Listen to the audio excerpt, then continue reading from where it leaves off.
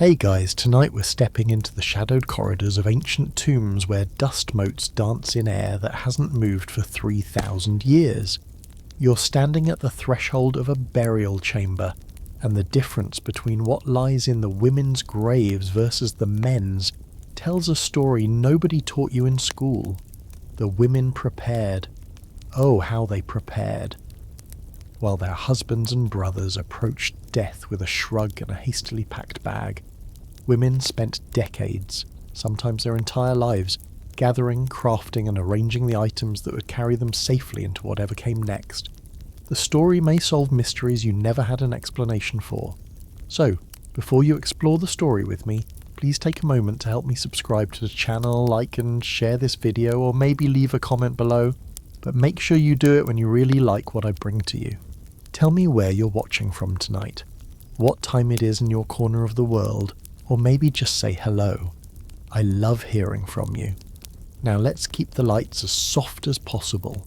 Turn on the fan for a gentle sound to help the story feel more emotional, and let's embark on tonight's journey together. You're crouching now beside an excavation site in Thebes, Egypt, watching as archaeologists carefully brush away limestone chips from two adjacent tombs. The first belongs to a mid-level administrator named Amenhotep. Inside, you count maybe 30 items, a few pottery vessels, one decent bronze mirror, a wooden headrest, some basic tools, and a collection of shabti figures. Those little servant statues meant to do his work in the afterlife. Not bad. Respectable even. He probably spent a month or two gathering these things when he felt death approaching. Maybe asked his son to pick up a few extras at the market. Then you move 3 meters to the left, and the air changes. This is Mutamwia's tomb, Amenhotep's wife. The chamber is the same size, but you can barely see the floor. There are 214 catalogued items. 214!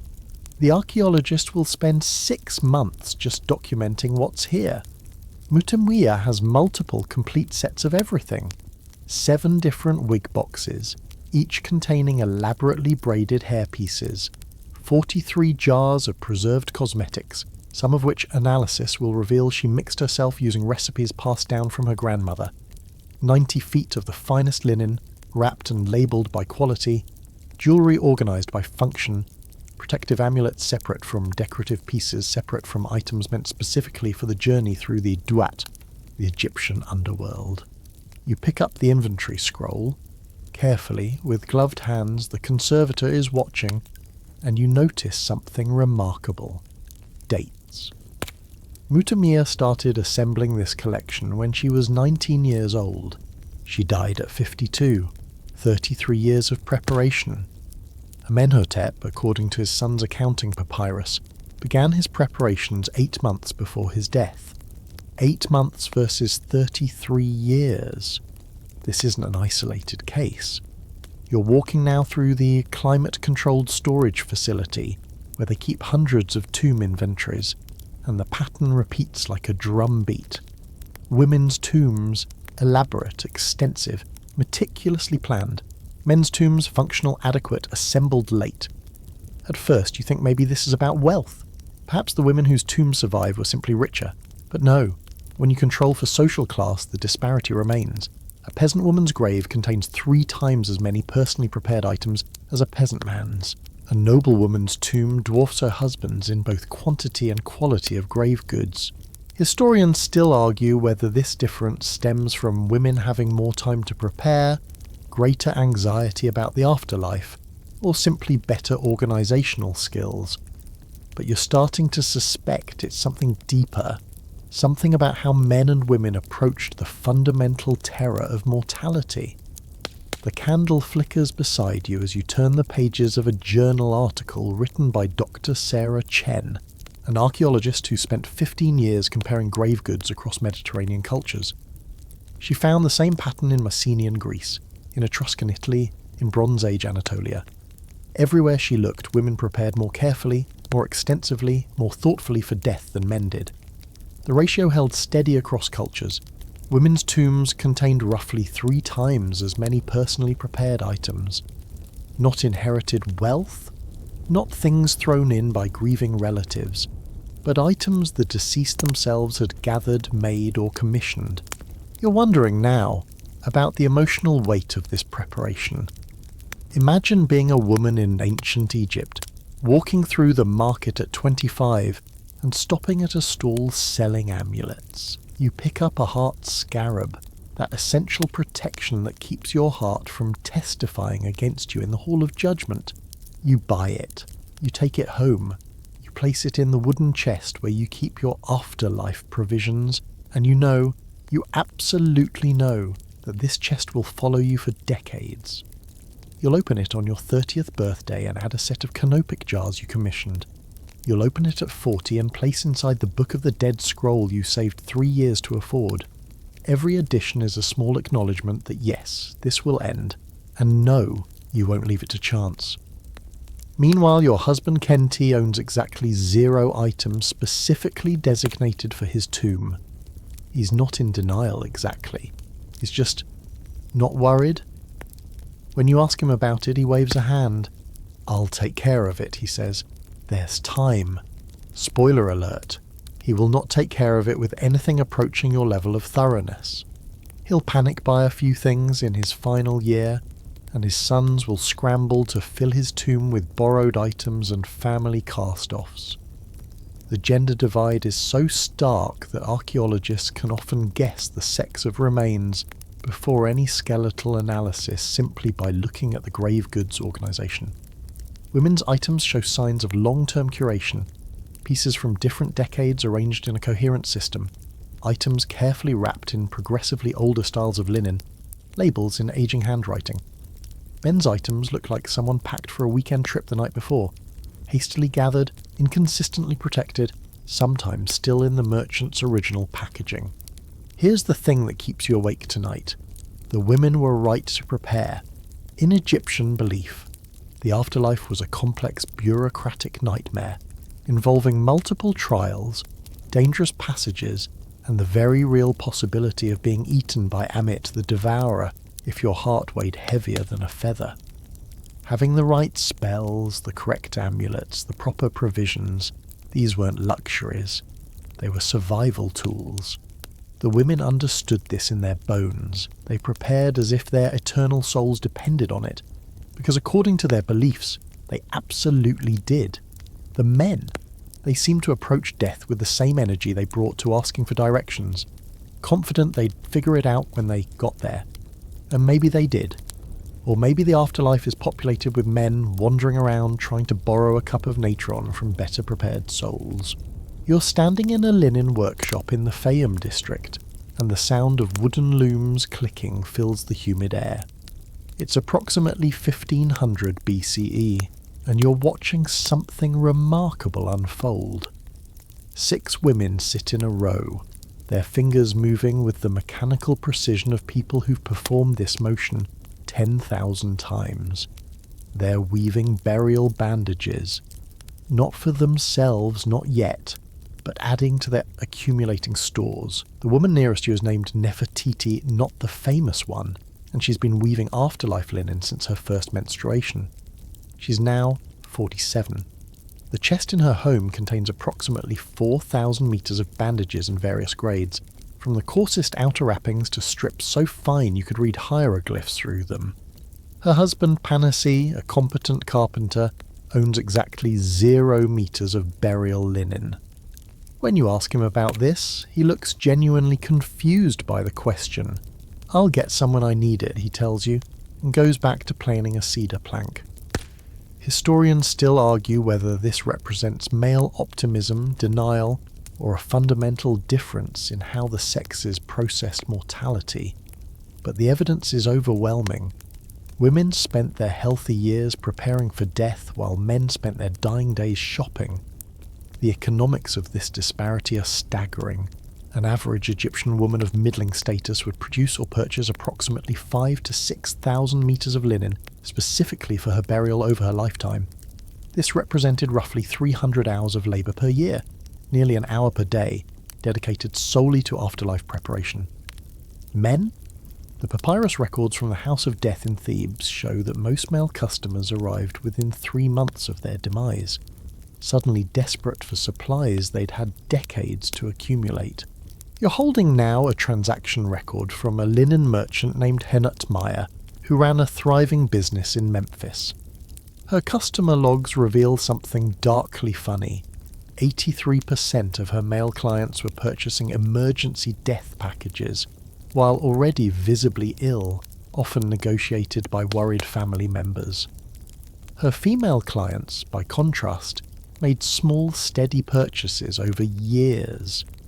"The women come in spring and autumn," she wrote in a letter to her sister, "regular as the Nile. The men come in winter, sweating and desperate, and their sons come in summer carrying their father's ashes, asking if we have anything pre-made.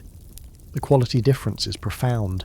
You're examining 2 mummy wrappings under the careful supervision of a museum conservator. The first belonged to a woman named Takayet. The linen is exquisite. Multiple grades expertly woven, the finest layers showing a thread count that rivals modern luxury sheets. Chemical analysis reveals the fabric was produced over a span of at least 20 years.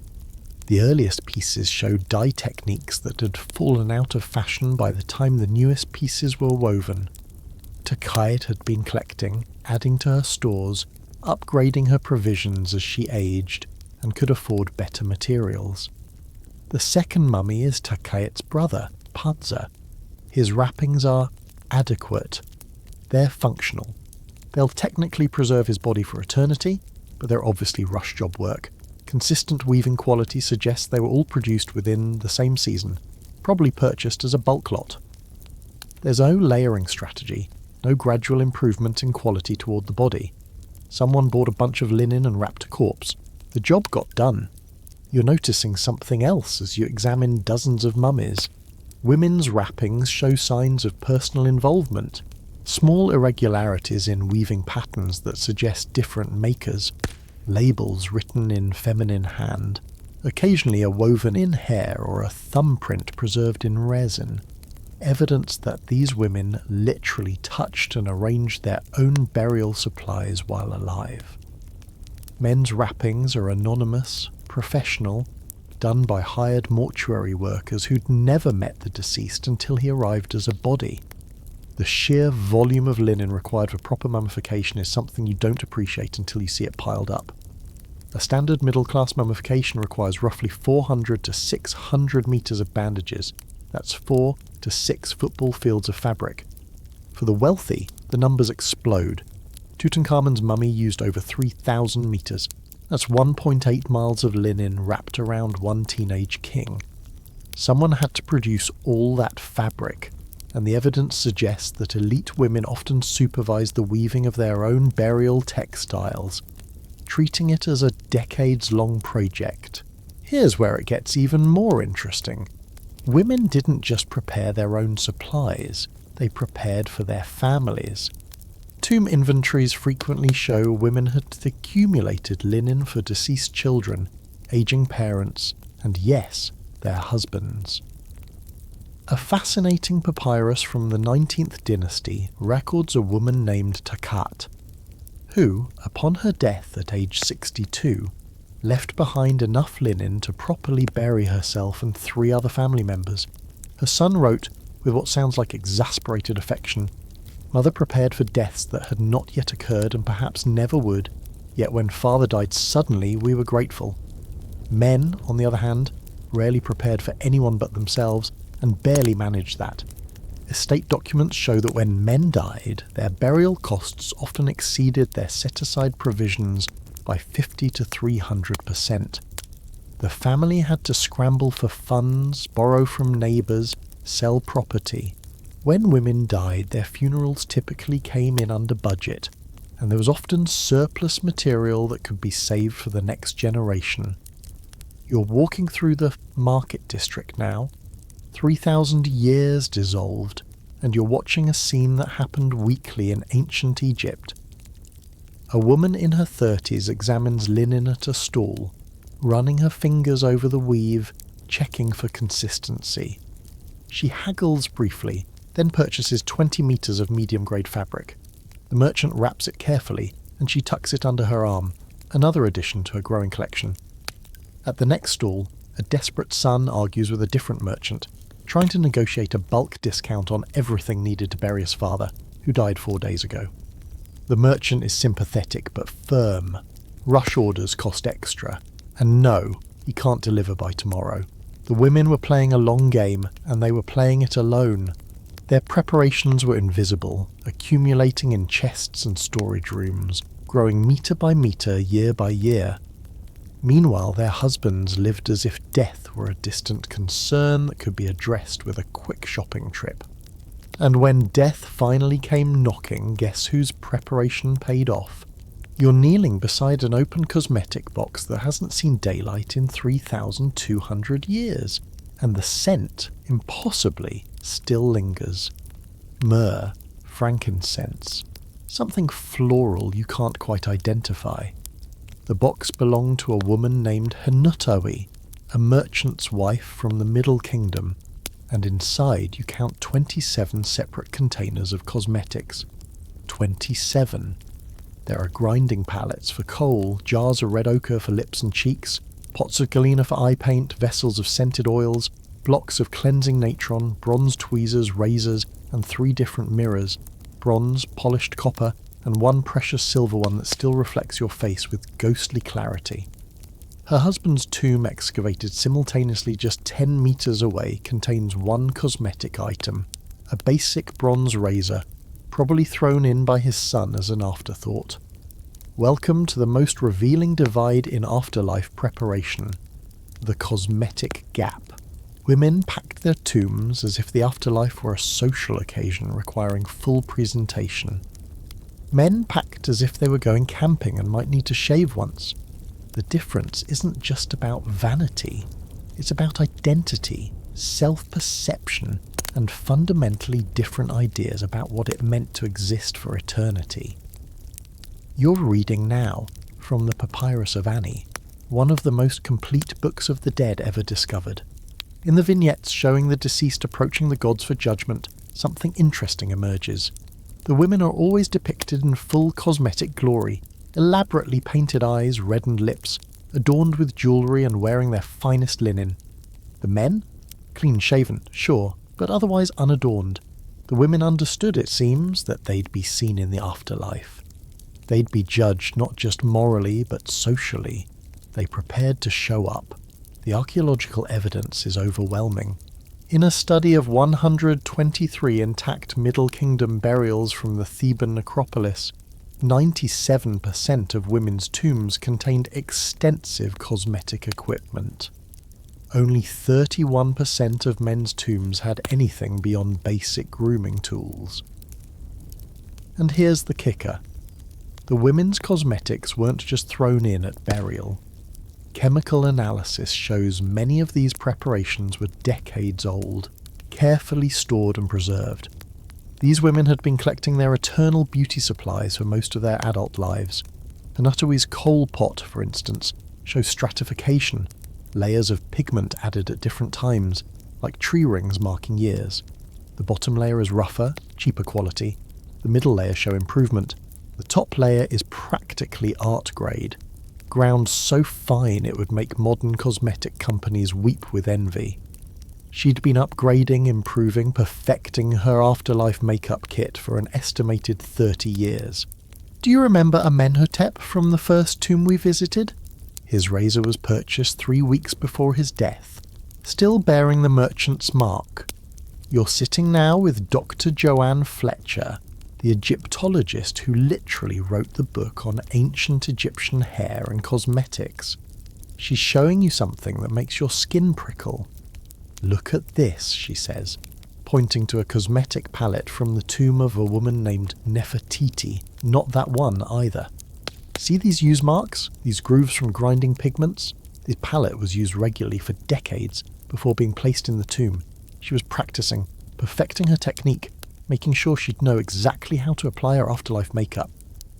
Meanwhile, the men, if they prepared cosmetically at all, they did so with the enthusiasm of someone packing toiletries for a business trip. Grab the basics, toss them in a bag, done. The mirrors are particularly telling. Women's tombs contain multiple mirrors in various sizes and materials, often wrapped carefully in linen, sometimes with inscribed spells to ensure the mirror would work properly in the afterlife. Some mirrors show wear patterns suggesting they were used and treasured objects, carried to the grave as beloved possessions. Others appear unused, purchased specifically for the tomb, backup mirrors in case the primary one failed in the afterlife. Because imagine dying and spending eternity unable to see yourself. For these women, that was apparently a terrifying prospect. Men's mirror ownership? Rare. When present, usually singular, often unadorned, and showing minimal signs of use. Historians still argue whether this reflects differing grooming standards or something deeper about self-image and the desire to maintain identity beyond death. But you're starting to lean toward the latter. Here's something that will keep you thinking as you drift towards sleep. The cosmetic preparations weren't just about beauty. They were about transformation, protection, and power. Kohl wasn't merely decorative. It protected against eye diseases and had magical properties that warded off evil. Red ochre symbolized life and vitality. Green eye paint connected the wearer to Wadjet, the protective cobra goddess. Every pigment had layers of meaning, practical and mystical. The women who carefully assembled these cosmetic arsenals weren't being vain. They were armouring themselves for eternity. You're examining now a cosmetic spoon carved in the shape of a swimming woman, used for holding unguents. It belonged to a teenager named Mutnofret, who died at 16. Already her tomb contained 11 different cosmetic items, all carefully selected, some clearly gifts from her mother and grandmother. The women were teaching their daughters early, prepare your face for forever. The men taught their sons. Well, apparently they taught them that someone else would handle the details. There's something both touching and heartbreaking about these carefully curated cosmetic collections. You're holding a jar of scented oil, cassia and lotus, according to the residue analysis, that was sealed when its owner was 38. She died at 64. For 26 years this jar sat in her preparation chest waiting for the day she'd need it to anoint herself for eternity. Did she ever open it during those decades? Did she ever consider using it for a special occasion, then think, no, this is for afterward? What kind of discipline does it take to save your best things for when you're dead? The cosmetic boxes themselves are works of art. Elaborate inlays, multiple compartments, secret drawers, ivory hinges. These weren't storage, they were statements. I will be beautiful forever, they declared. I will recognize myself in the afterlife. I will not lose my identity to death.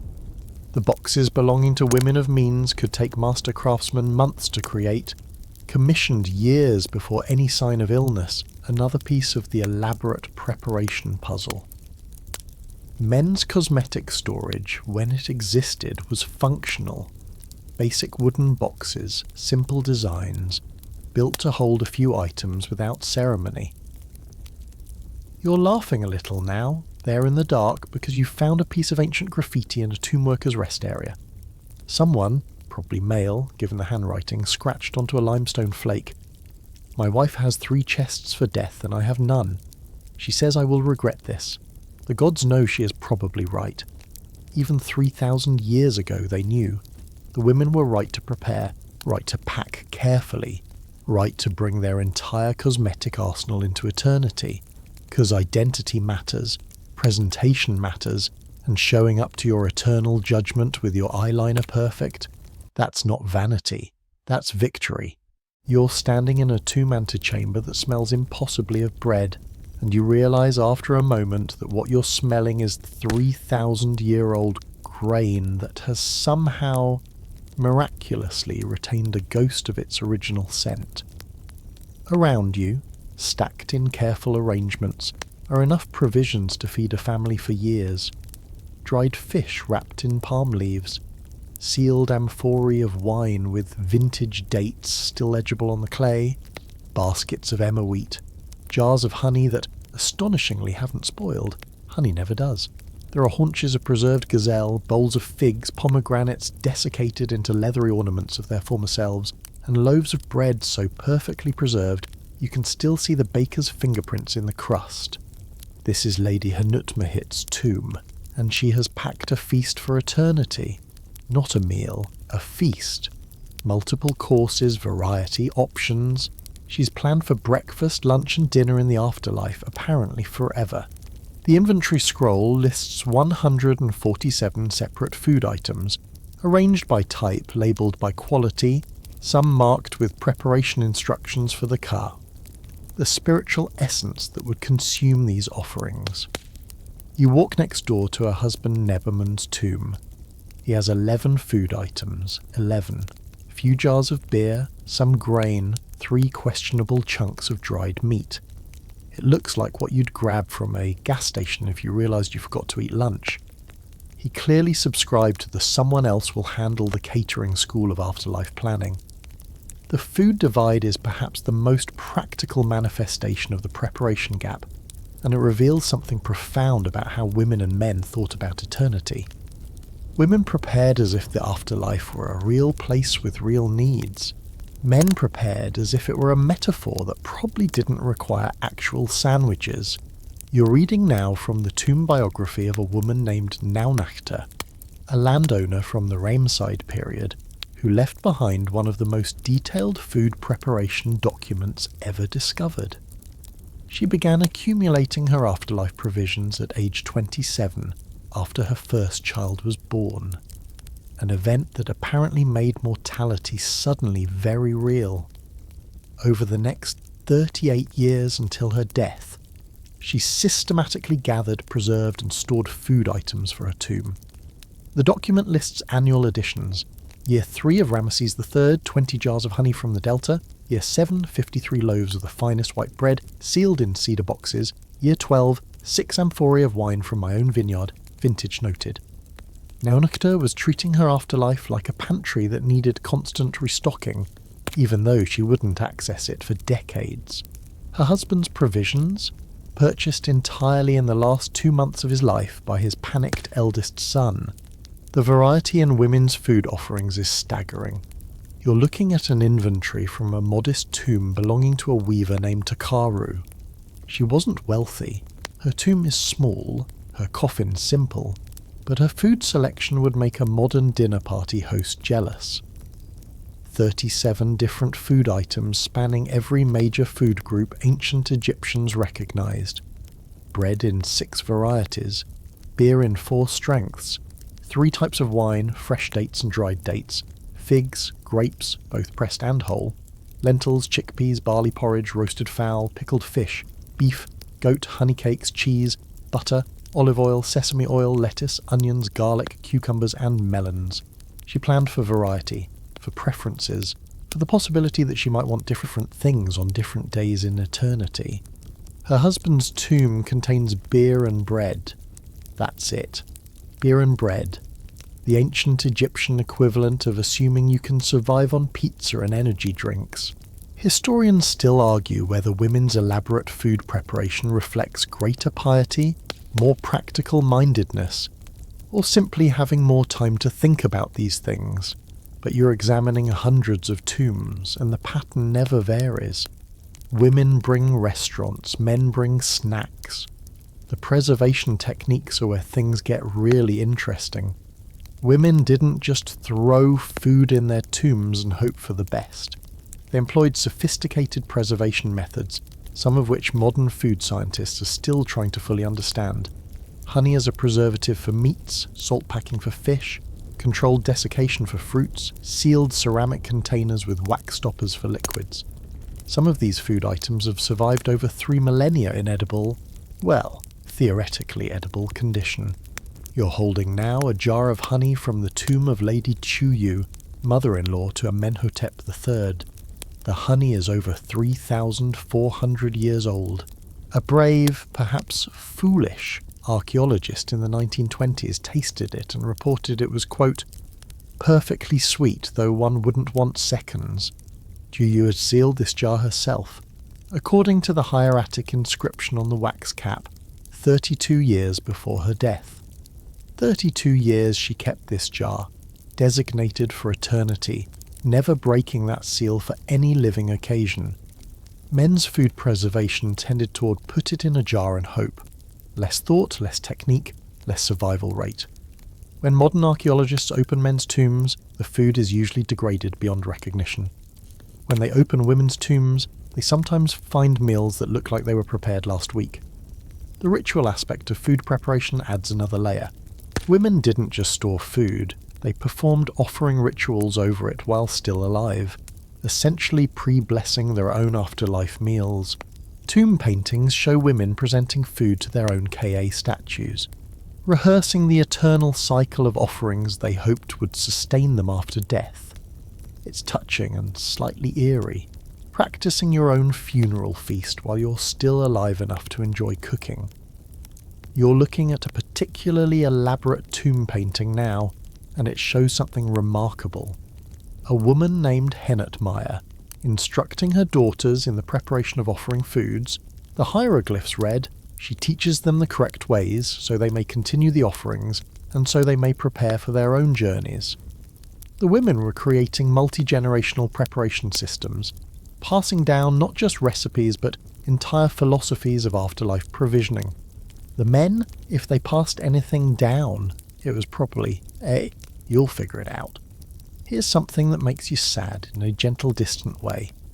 Many women's tombs contain small additional food caches specifically labelled for children who died young.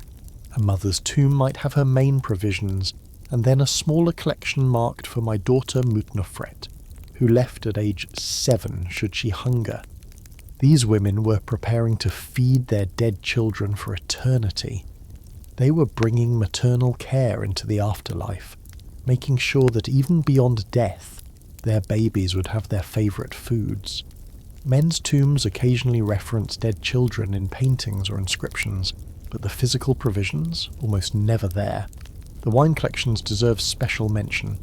Elite women often amassed wine cellars specifically for afterlife consumption, complete with vintage notes and vineyard records.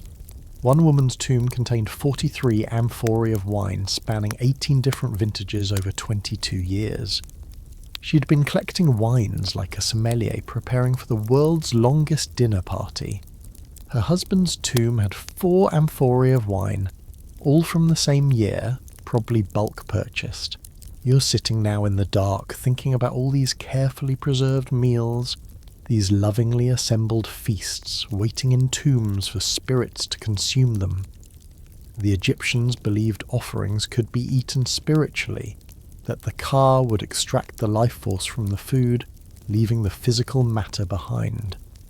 Which means all this food, all this preparation, was for something invisible, unprovable, a matter of pure faith. And the women prepared anyway. They salted fish and sealed honey and labelled vintages and arranged bread in precise patterns because they believed, or hoped, or refused to take chances.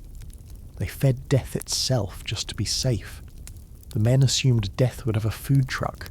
You're holding something that makes your chest tighten with unexpected emotion. A small cedar box no bigger than your palm, and inside it lies a carefully braided lock of hair wrapped in the finest linen. The hair is auburn, still glossy after 3,000 years, and the label reads, "My hair from my 16th year when it was most beautiful." The woman who saved this lock, a priestess named Nefertari, died at age 53. She kept this piece of her younger self for 37 years, designated not for any living purpose but for the afterlife, where she presumably wanted to remember, or be remembered as, the girl she'd been. Her tomb contained 6 more boxes like this. 7 total collections of hair spanning her entire life. Childhood, adolescence, young adulthood, motherhood, middle age, and the final years. She'd been documenting herself in hair, creating a timeline of her physical existence to carry into eternity. Alongside these precious locks, she'd packed 4 elaborate wigs, not the practical ones she wore in life, but ceremonial pieces constructed over years, some with hair donated by her daughters and sisters, woven together into literal family bonds. Her husband's tomb contains 0 hair-related items. He went into eternity bald or with whatever hair remained on his head at death. apparently unconcerned about follicular presentation in the afterlife. Welcome to one of the strangest and most revealing aspects of gendered afterlife preparation. The absolute obsession women had with hair, and the complete indifference men showed toward it. Hair was identity, beauty, power, and continuity all wrapped into keratin strands, and women treated it with a reverence usually reserved for holy relics. You're examining now a wig box from the tomb of Lady Aset, and the craftsmanship is breathtaking. The box itself is sycamore wood inlaid with ivory and ebony, worth a small fortune. Inside, wrapped in protective linen, sits a wig that represents approximately 5 years of collection and construction. The hair comes from multiple donors. Chemical analysis reveals at least 7 different individuals, all female, likely family members. The braiding alone would have taken hundreds of hours. Each section is plaited in a different traditional style, and the whole thing is held together with beeswax and resin, secured with bronze pins, some of which are inscribed with protective spells. This wig was never worn in life. It was commissioned and constructed specifically for the tomb. Aset already owned several perfectly good wigs for daily use. This one was for eternity, and she wanted it perfect. Do you remember Pesa, the brother from earlier whose linen was so rushed? His tomb also lacks any hair provisions. Most men's tombs do. When asked about this disparity, one male scribe from the late period wrote in a letter to his sister, "You worry about hair that will not be seen. I worry about the judgment of my heart. We prepare differently." He sounds almost defensive, doesn't he? Like he knows his sister is right but doesn't want to admit it. The wig industry in ancient Egypt was enormous, and women were both the primary producers and consumers. Tomb paintings show workshops entirely staffed by women, braiding and weaving hair for both the living and the dead. The prices were substantial. A quality afterlife wig could cost as much as a year's grain supply for a small family. Women saved for these wigs the way modern people save for cars or houses. They were investments in eternal self-presentation. Historians still argue whether the hair obsession was purely aesthetic or had deeper religious significance, but the evidence suggests both. Hair was associated with sexuality, vitality, and personal power. To appear in the afterlife without proper hair, or worse, with the degraded hair of old age or illness, was apparently unthinkable for most women. They wanted to be recognized, to be beautiful, to be themselves in whatever came next. You're reading now from a remarkable papyrus letter written by a daughter to her deceased mother. It's part complaint, part prayer. "Mother, you left with such beautiful hair, 6 wigs and your own locks preserved. I have only begun collecting mine. Did you know how little time I would have? Could you not have prepared 1 wig for me?" The daughter died young apparently, and regretted not following her mother's example of early hair preparation. Even from beyond death, the mother's thoroughness was being praised and envied. The wigs themselves are masterpieces of ancient technology. You're looking at one under magnification now, and the complexity is staggering. Individual strands are bundled in groups of 3 to 7, coated in beeswax mixed with pine resin for preservation and shape retention, then braided in patterns that incorporate both decorative and structural elements. Some wigs have over 100,000 individual hair strands. Creating one was like building a textile monument to oneself. Men occasionally wore wigs in life, official occasions, ceremonies, that sort of thing, but they rarely packed them for the afterlife. When archaeologists find wigs in men's tombs, they're usually simple, functional pieces, probably grabbed at the last minute by a son who thought, "Should Dad have a wig? Yeah, probably, whatever's cheap." The preserved natural hair is where things get really personal. Women didn't just save their own hair, they saved hair from loved ones. A tomb might contain locks from a deceased daughter, a beloved sister, a mother who died decades earlier. These women were building hair archives, creating tangible connections to people they'd lost, perhaps hoping to reconstruct their family and the afterlife through these preserved strands, its genealogy written in keratin. family trees you could literally braid together. One tomb, belonging to the woman named Tuya, contains an entire chest dedicated to hair memories. Inside, 43 separate packets of hair, each labelled with a name and date. My mother Hanutui from her final illness. My daughter Nefret, her first cutting at age 3. My sister Mutamwia, taken before her wedding. My own hair from the year of the Great Flood. It's a tactile autobiography, a hair diary spanning 60 years of relationships and memories. Tuya died childless, according to her tomb biography, and you wonder if these preserved connections were meant to populate her afterlife, to ensure she wouldn't be alone in eternity. Her husband's tomb, excavated adjacent to hers, contains no preserved hair of any kind. Not his own, not family members, nothing. He brought himself and assumed that was sufficient. The hair care tools are another differentiator. Women's tombs overflow with combs, bone, wood, ivory, sometimes bronze, each designed for different hair types and styles. Hairpins by the dozen, some plain, some elaborately decorated.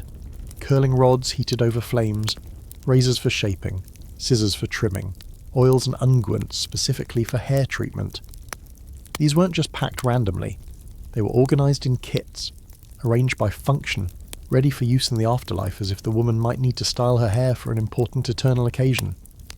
Men's grooming tools, when present, rarely include hair-specific items beyond basic razors. They shaved, face, head, body, but they didn't style, preserve, or particularly care about their hair's afterlife presentation. You're drifting now, thinking about a woman sitting in a room at age 30, carefully braiding a lock of her own hair, wrapping it in linen, labelling it, and placing it in her death chest. What was she thinking? Did it feel morbid, or practical, or strangely comforting to be taking control of how she'd be remembered? Did she touch that lock sometimes in the following years, checking that it was still there, still perfect, still waiting? And what about the wig she commissioned, the hair she collected from daughters and sisters? Every strand was an act of hope or fear or both. Hope that the afterlife was real and she'd need these things, fear that she'd arrive unprepared and unrecognisable. The men simply didn't worry about it, and maybe that's okay.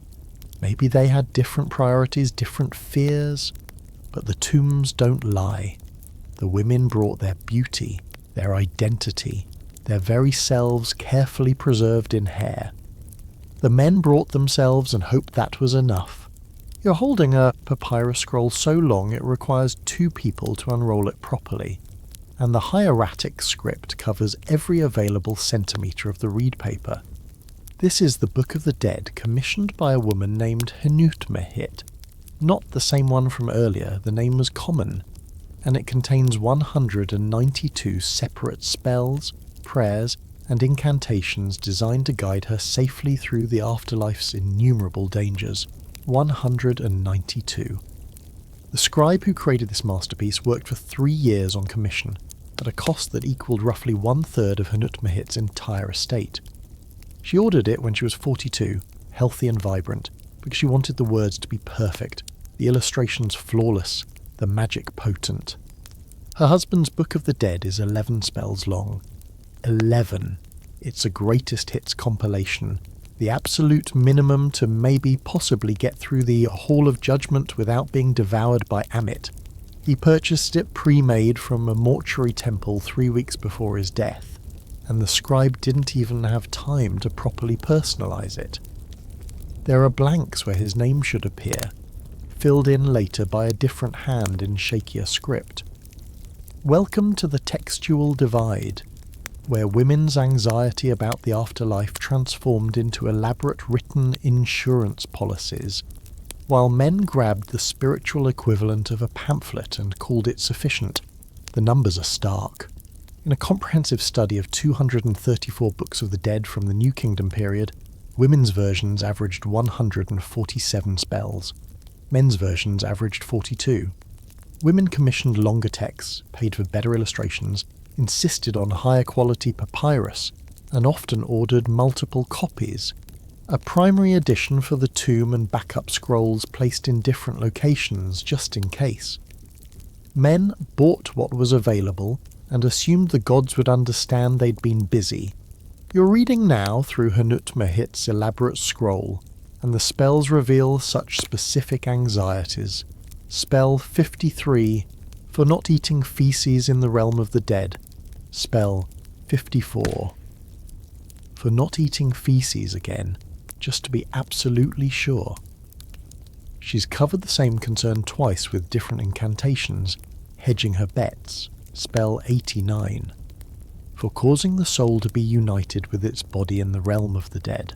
Spell 91, alternative method for the same should the first prove insufficient. This woman left nothing to chance. Every potential disaster has a spell, and several have backup spells, and some have backup spells with enhanced wording and additional divine appeals. Her husband's short version contains spell 125, the judgment scene, because you really can't skip that one, and a handful of transformation spells in case he needs to turn into a falcon or something. The rest? A. How complicated can the afterlife be? The commissioning process itself reveals the gender divide.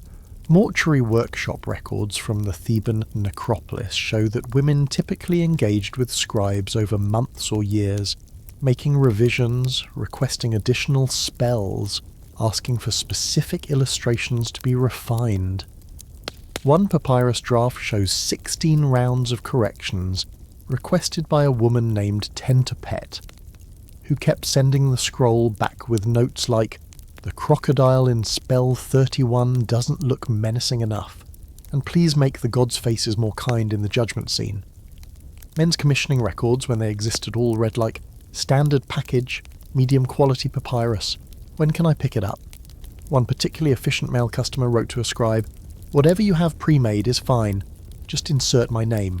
I trust your judgment. Also, I might be dead when you finish this, so deliver to my son." Historians still argue whether women's textual thoroughness reflects greater literacy, more religious devotion, or simply the kind of catastrophic thinking that makes you prepare for every possible contingency, but you're leaning toward that last one. These women were planning for a bureaucratic nightmare afterlife full of tests, challenges, demons, and the very real possibility of spiritual annihilation. They weren't taking chances. The spells themselves are fascinatingly specific. You're reading one now that's only found in women's books of the dead. Spell for maintaining one's name and identity in the afterlife, lest one be forgotten and cease to exist. The existential dread in that spell is profound. The fear not just of dying, but of being erased, forgotten, becoming nothing. Women included this spell at rates 83 times higher than men. Were women more afraid of being forgotten? Or were they simply more honest about that fear? Another women-heavy spell for remembering the names of one's children in the afterlife. Because apparently there was concern that death might erase memories of your own babies, and that was unacceptable. Women packed memory preservation spells like modern people back up their computers, frequently, thoroughly, with redundant systems. Men's books of the dead focus heavily on power spells, transformations into mighty animals, commands over lesser beings, demonstrations of strength and authority. Women's books contain these too, but they also include protection spells, preservation spells, recognition spells, connection spells. The women were preparing for an afterlife that was social, relational, continuous with their earthly identities. The men were preparing for an afterlife where they'd need to boss around some demons and maybe turn into a hawk occasionally. You're examining now a particularly beautiful book of the dead belonging to a woman named Anhai, a priestess of Amun. Her scroll is over 20 meters long.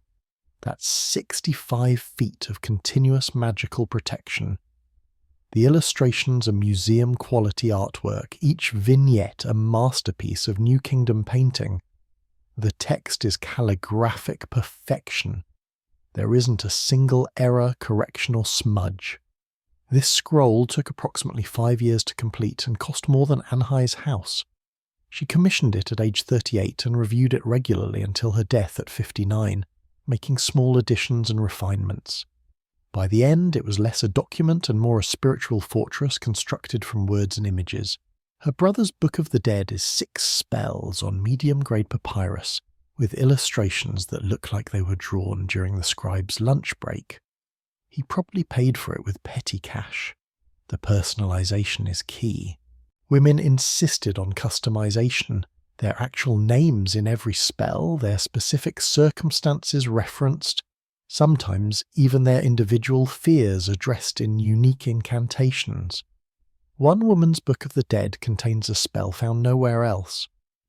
For protecting one's garden in the afterlife, that the flowers planted with love in life may bloom eternally. She was a gardener. She wanted her garden in eternity, so she paid a scribe to write a custom spell ensuring she'd have one. Men's Books of the Dead are often fill-in-the-blank affairs. Insert name here with their actual name barely squeezing into the allotted space, because the scribe's handwriting was larger than expected. Do you remember Neonacta, the food-obsessed planner? Her Book of the Dead is equally thorough. 168 spells, including several about ensuring proper offerings reach the deceased and don't get stolen by other spirits. She was worried someone might eat her carefully prepared afterlife food, so she got spells to protect it. This level of comprehensiveness is either admirable or exhausting, and you're not sure which. The backup copies are particularly interesting. Wealthy women sometimes commission 2 or 3 versions of their Books of the Dead, placing them in different locations within the tomb, by the head, near the feet, in the antechamber.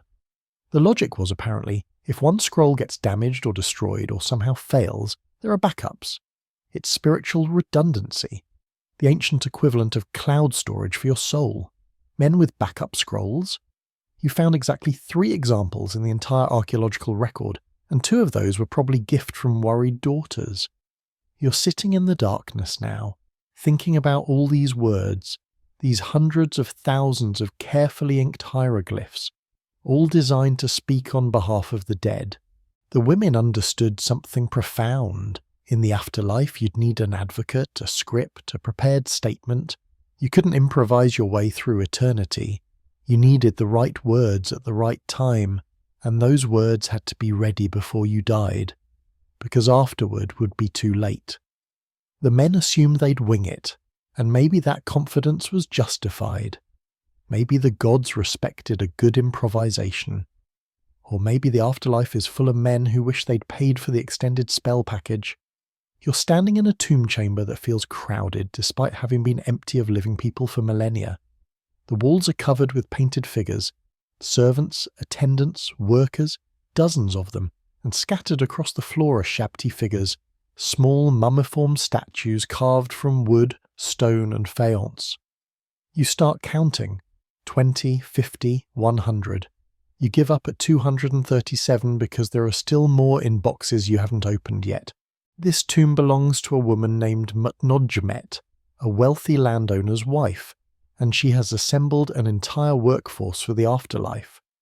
Bakers, brewers, field workers, administrators, even a woman whose title translates roughly to Keeper of Comfortable Silence. Mutnodjmet spent 18 years selecting, commissioning and organising this servant staff.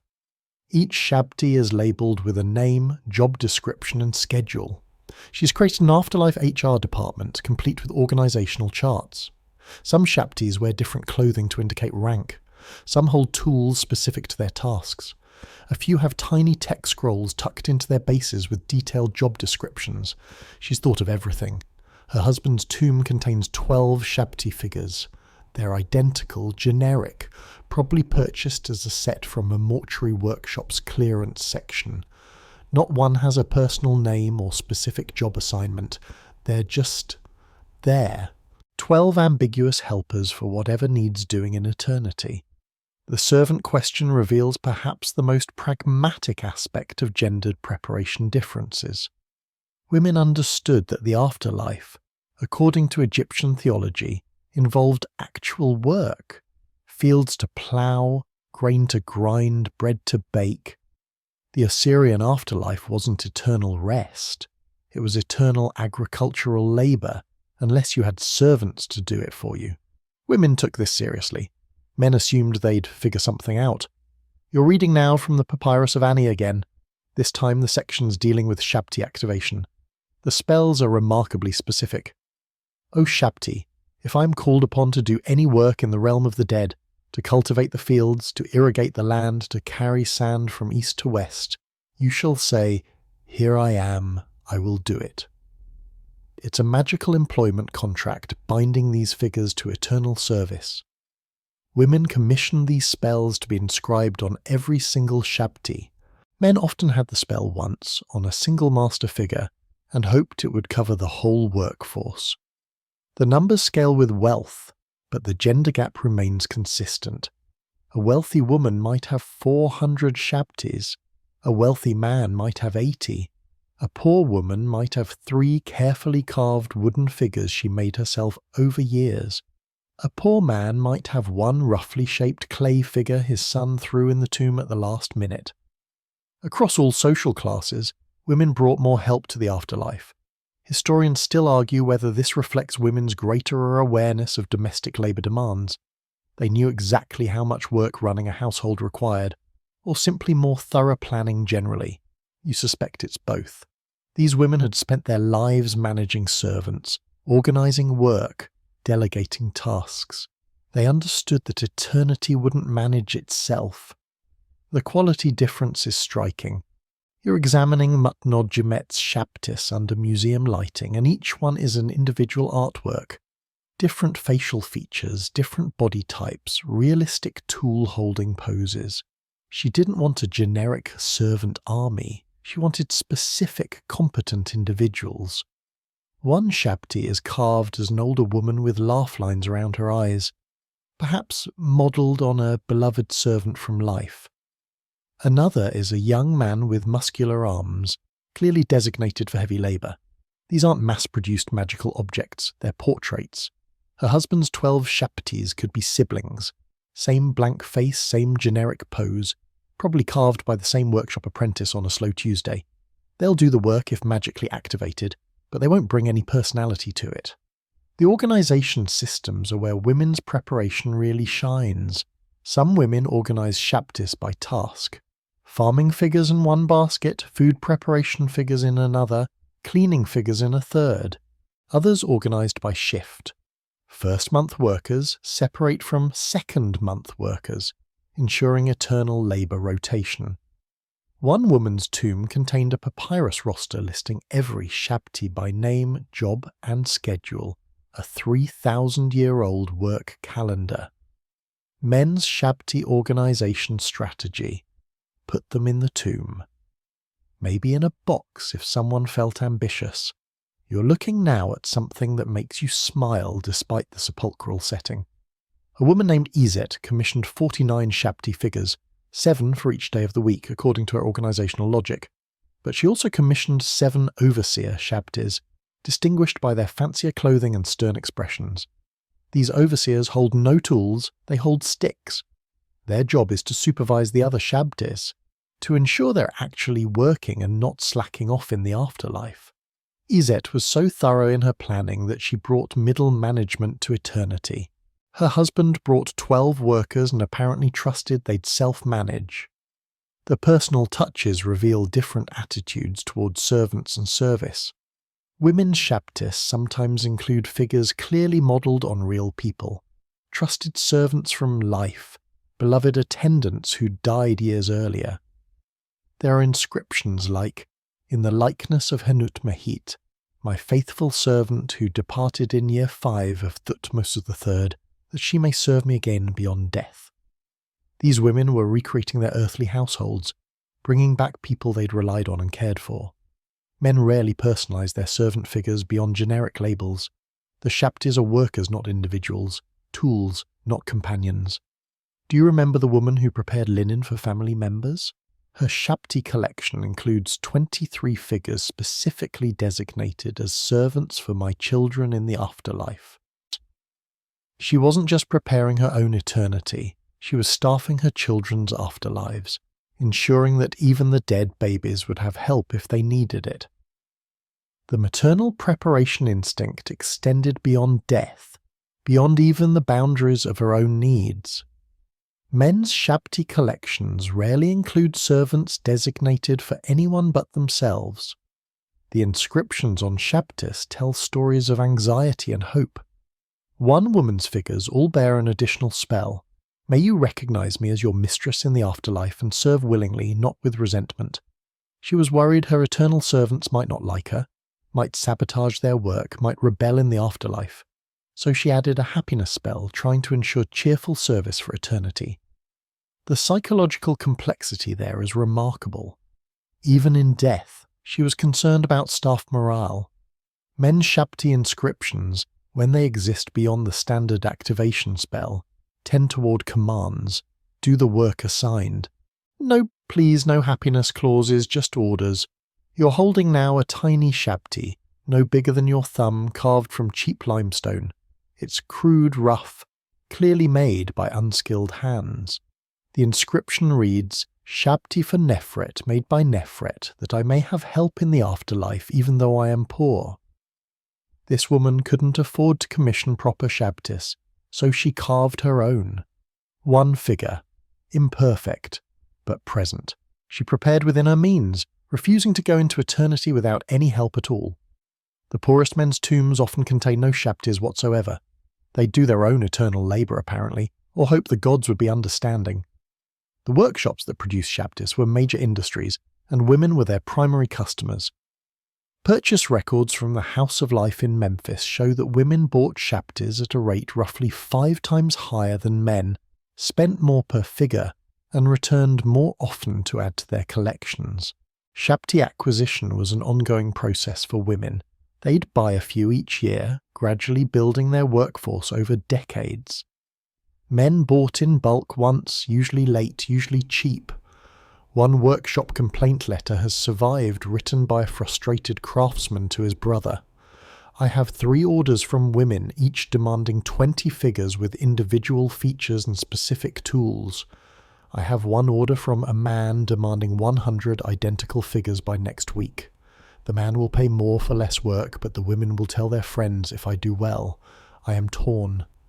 You're drifting now in the darkness, thinking about Mutnojmet walking through her house at age 45, looking at her living servants and mentally noting which tasks she'd need replicated in the afterlife. Imagining her commissioning meetings with Shabti carvers, describing exactly what she needed. This one should be good at bread, patient with tedious grinding work. That one needs strong arms for hauling water. This one should have a kind face. I'll see her every day for eternity. She should be pleasant to look at. Meanwhile, her husband probably thought, 12 should cover it. How much work can the afterlife be? The tombs hold the answer. Women prepared for eternity like it was a real place with real needs. Men prepared like it was a vacation where someone else would handle the details. And when the afterlife turned out to require actual labour, if the myths were true, you can guess which approach paid off. You're kneeling beside a collection of small objects that gleam even in the dim museum lighting, and each piece feels heavier than its physical weight suggests. Amulets, hundreds of them. Carnelian hearts to protect against testimony in the judgment hall. Lapis lazuli scarabs to ensure resurrection. Gold-deeged pillars symbolizing stability. Turquoise wadjet eyes against evil. Obsidian headrests for comfortable eternal sleep. They're strung on ancient thread wrapped in linen packets, tucked into tiny faience boxes, each one a prayer made solid, a fear transformed into protective stone. This collection belonged to a woman named Taweret. Yes, named after the hippopotamus goddess of childbirth. And the inventory scroll lists 347 separate amulets acquired over a 36-year period. 347 small insurance policies against every possible afterlife catastrophe. She began collecting at age 17 after her mother's death and never stopped. The earliest amulets are simple, inexpensive clay. The later ones are precious stones set in gold, reflecting her growing wealth and escalating anxiety about eternity. Her husband's amulet collection, one heart scarab, standard issue, functional, probably purchased the same day as his Shabti figures from the same bulk discount vendor. Welcome to the jewelry divide, where women's preparation transformed into wearable magic and men basically showed up to eternity, wearing the ancient equivalent of a medical alert bracelet and nothing else. The numbers are overwhelming. In a study of 412 New Kingdom burials, women's bodies average 63 amulets each. Men average 7. Women wore protective jewelry like armor, layered amulets like shields, covered themselves in stones whose magical properties had been calculated and recalculated. Men wore the bare minimum required by religious law and called it sufficient. You're reading now from a jeweler's sales record, and the gender patterns leap off the papyrus. Women's purchases, year 4, 3rd month. Lady Hennett-Meyer purchased 6 Wadjet eye amulets in varying sizes, 1 gold heart scarab with personal inscription, 3 carnelian ankhs, and commissioned a custom protective collar with 42 separate elements. Men's purchases, year 4, 4th month. Scribe Amen Mose purchased 1 heart scarab, declined gift wrapping. The specificity of women's amulet collections reveals deep knowledge of magical theory. Taure didn't just grab pretty stones, she studied. Her collection includes protection against specific demons mentioned in the Book of the Dead, amulets timed to her birth constellation, stones matched to her personal names, both her given name and her beautiful name used in religious contexts. She consulted priests, read magical papyri, interviewed other women about their amulet choices. This wasn't shopping, it was research. Her husband wore his scarab and assumed the gods would appreciate his minimalist aesthetic. Historians still argue whether women's elaborate amulet collections reflect greater superstition, more practical fear, or simply better understanding of how the magical protection system supposedly worked. But you're examining the evidence and seeing something else. Women were hedging every bet because the consequences of failure were too terrible to contemplate. The amulet types themselves differ by gender. Women's collections emphasize protection, preservation, recognition, and connection. Amulets to protect their names, preserve their bodies, help them be recognized by family, maintain relationships beyond death. Men's collections, when they exist, emphasize power and transformation.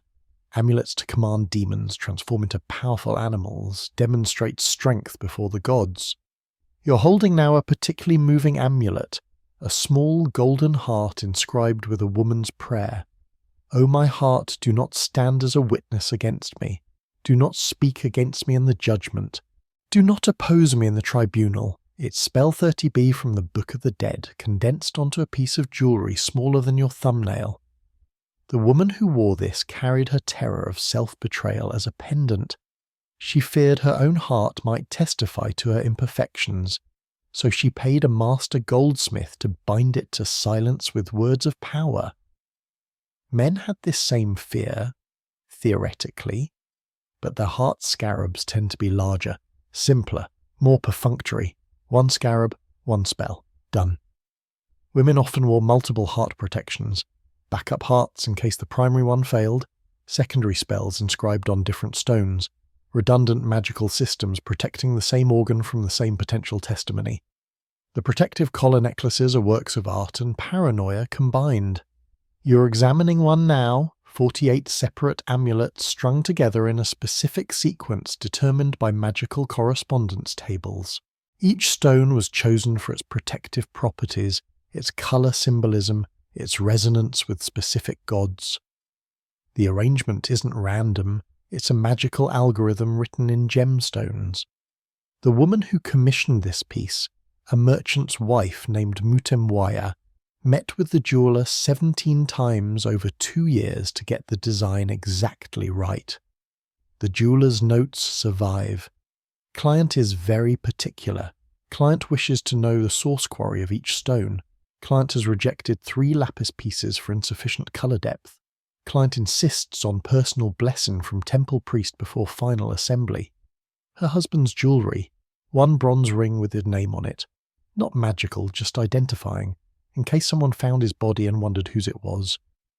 The children's amulets are heartbreaking. Women who lost children often commissioned small amulets inscribed with the child's name and protective spells, worn by the mother for the rest of her life and then placed in her tomb. These weren't for the living. They were connection points for the afterlife, ways of finding your baby again in eternity. One woman's tomb contains 11 tiny amulets, each bearing a child's name. Infant mortality was catastrophic, and she'd lost 11 babies. She wore their names against her skin and carried them to her grave, refusing to be separated even by death. Men's tombs rarely contain amulets for deceased children. The grief was presumably there, but the magical preparation wasn't. Do you remember Iset, the woman with the overseer Shaptis? Her amulet collection is equally thorough. 293 pieces, including a complete set of protective amulets for every body part. She has a DD-Jed pillar for her spine, a Wadgetai for each eye, anchor amulets for her hands and feet, scarabs for organs, and a golden headrest amulet to protect her literal head. She's covered every vulnerability, protected every potential point of failure. If the afterlife has ways to hurt you, Izette has purchased insurance. Her husband has one heart scarab and what appears to be a decorative bracelet that might not even be magical. He's either supremely confident or supremely unconcerned. You're betting on the latter. The commissioning process for custom amulets was elaborate. Women would consult with priests about their specific fears and vulnerabilities, then work with jewelers to create talismans addressing those concerns. One commission contract survives in detail. For Lady Nefret, one protective collar containing prayers against the 7 arrows of Sekhmet, binding spells to prevent heart testimony, invocations of Isis for protection, and symbols of the 4 sons of Horus. Timeline, 8 months. Cost, 2 deben of gold plus materials. Client to provide 3 personal hairs to be incorporated into the binding. Men's amulet commissions, when documented, read like, 1 heart scarab, standard inscription. Cheap materials acceptable, rush order. The layering strategy is fascinating. Women didn't just wear amulets, they wore them in specific combinations designed to create overlapping magical protections. A Wadjet Eye amulet might be paired with an Ankh for life, a D-Jed for stability, and a Tiet for protection, creating a 4-part defensive system against a specific type of harm. It's magical engineering, treating protection as a technical problem requiring multiple redundant solutions. Men wore one thing and hoped it was broadly effective. You're reading now from a magical papyrus that discusses amulet effectiveness, and there's a section clearly written for women. The protection of 1 amulet may fail, the protection of 3 amulets working in concert is stronger. The protection of 7 amulets properly aligned and consecrated is nearly absolute. Women took this teaching seriously. Men apparently didn't read that far.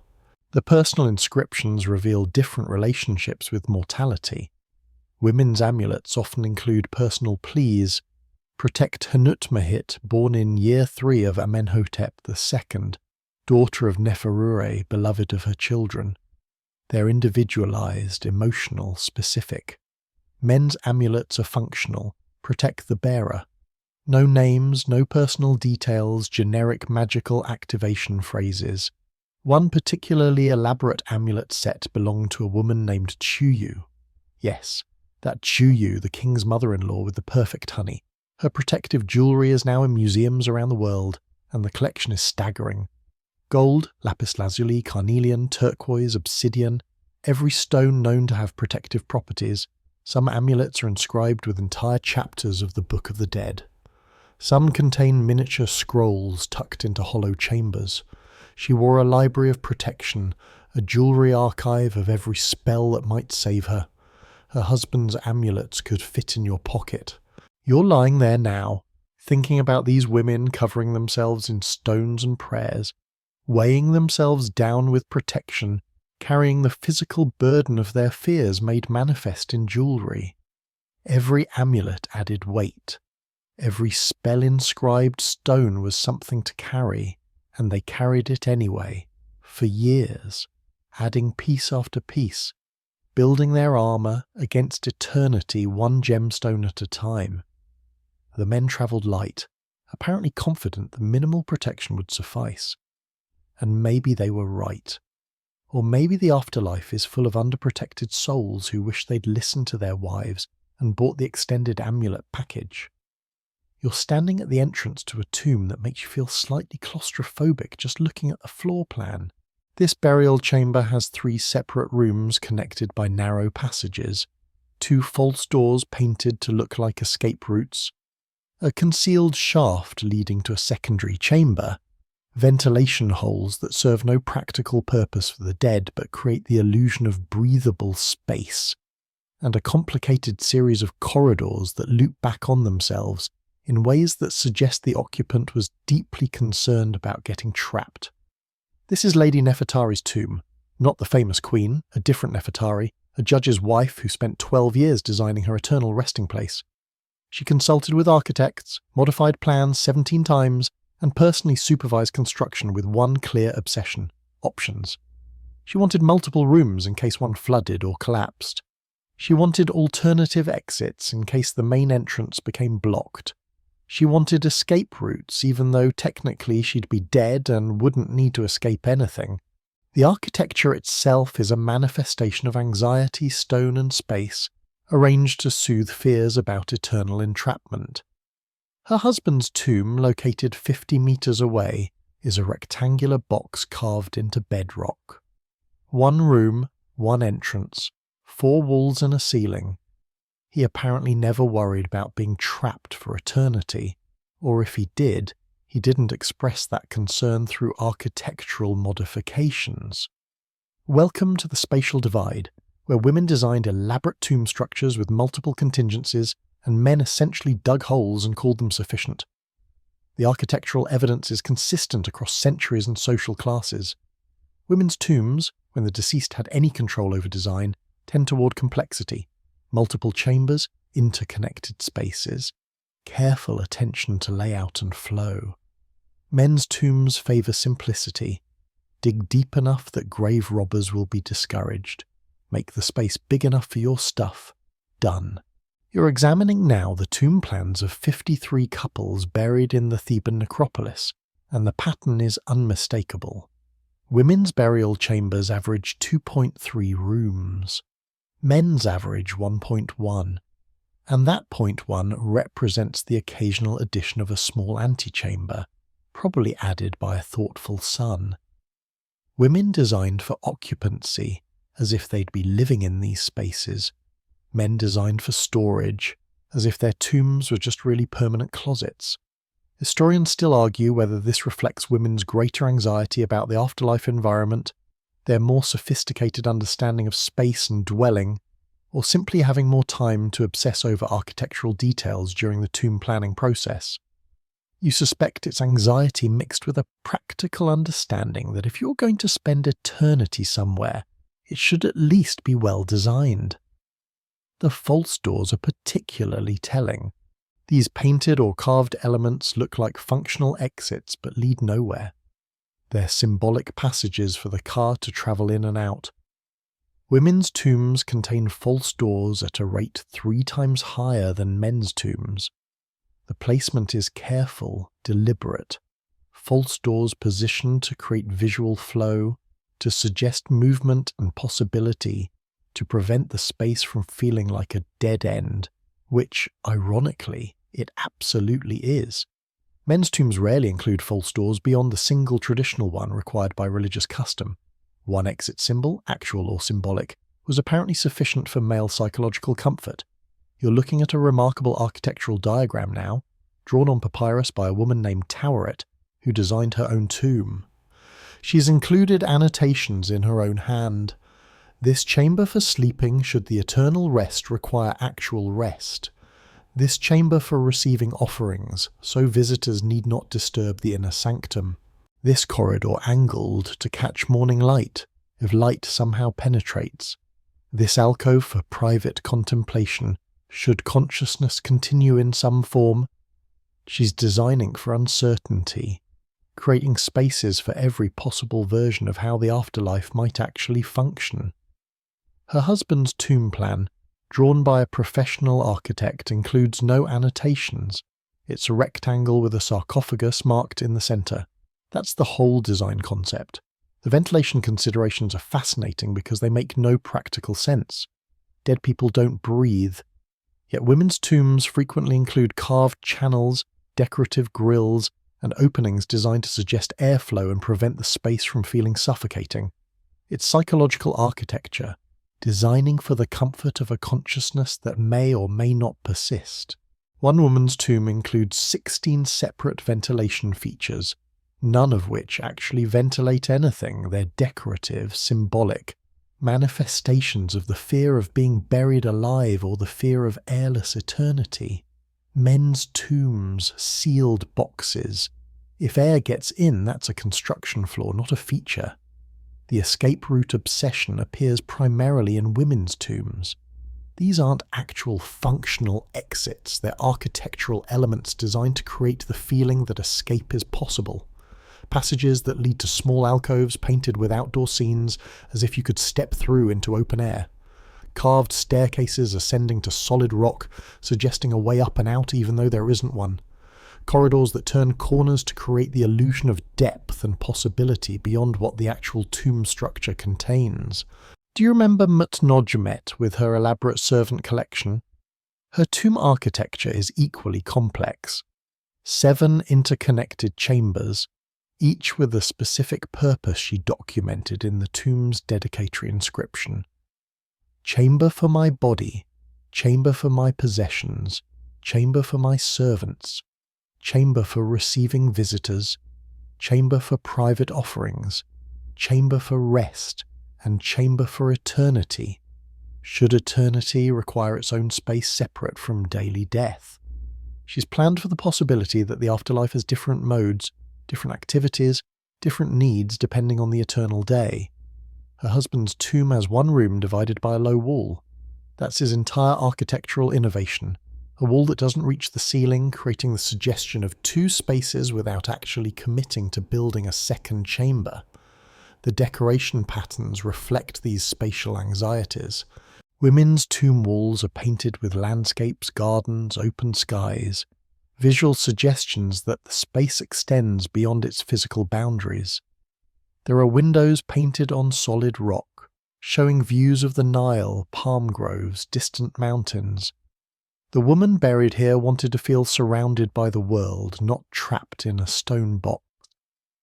Men's tomb walls feature religious scenes, gods, hieroglyphic texts, important and proper, but not designed to create the illusion of space or openness. They decorated for religious correctness, not environmental comfort. The family tomb situation reveals interesting dynamics. When couples shared burial spaces, women often insisted on architectural modifications to the family tomb structure. Records from the Deir el Medina workers' village show repeated instances of women requesting additional chambers, expanded corridors, extra rooms added to existing family tombs. "My wife wishes another chamber," one man wrote in a letter to his brother. "She says 2 generations in one room is insufficient. She's drawn plans, she's obtained estimates. She will not rest until this is done, and neither therefore will I." Men joining family tombs typically accepted whatever space was available. "Put me with father" was the extent of their architectural input. The construction supervision patterns are stark. Tomb building records show that women visited construction sites an average of 3 times per week during active building phases. They inspected work, requested modifications, argued with builders about wall thicknesses and ceiling heights. One woman's correspondence with her tomb architect survives in fragments, and it's glorious. "The ceiling in the secondary chamber is too low. I will not spend eternity stooping. Raise it by 2 cubits. The passage curves too sharply. Widen it. The alcove you added faces north. I specified east for mourning symbolism. Correct this error." Men's construction supervision, when documented, averages 1 visit per month. Looking good, keep going appears to have been the standard male oversight strategy. You're examining now a tomb that was modified 3 separate times during its owner's life. The woman kept changing her mind, adding features, expanding the design. The construction records span 18 years. She started planning at age 37 and was still making modifications at 55. Each phase reflects evolving concerns, initially simple, then more complex, then finally incorporating elements she'd seen in other tombs that she decided she also needed. Its architectural anxiety manifesting as continuous revision. Her husband's tomb was designed once, built to specification, and never modified. He made a decision and stuck with it, which sounds admirably decisive until you realize his decision was rectangular box, medium size, whatever you think is fine. The symbolic geography within women's tombs is more elaborate. They position different elements according to magical directions and religious symbolism, offering tables to the east, sleeping alcoves to the west, protective amulets buried at the 4 corners, false doors aligned with stellar positions. They treated their tombs like sacred landscapes that needed proper orientation and arrangement. Men treated their tombs like storage units with religious decorations. You're drifting now, imagining Nefertari walking through her unfinished tomb at age 46, running her hands along walls that will eventually entomb her, mentally arranging and rearranging the space, trying to make it feel less like a trap and more like an eternal home. She's planning escape routes she'll never use, designing rooms for purposes that may never exist, creating architectural complexity to soothe existential terror. Meanwhile, her husband approved a simple rectangular floor plan and went back to his actual life, secure in the assumption that dead people don't care about architecture. And maybe he was right, but the tombs reveal which approach felt safer to those facing eternity. The women built elaborate spaces with options, possibilities, and the illusion of freedom. The men built boxes and hoped death wouldn't feel claustrophobic. You're holding something that makes your throat tight, a tiny mummy no longer than your forearm, wrapped in linen so fine it must have been someone's precious fabric, someone's saved treasure.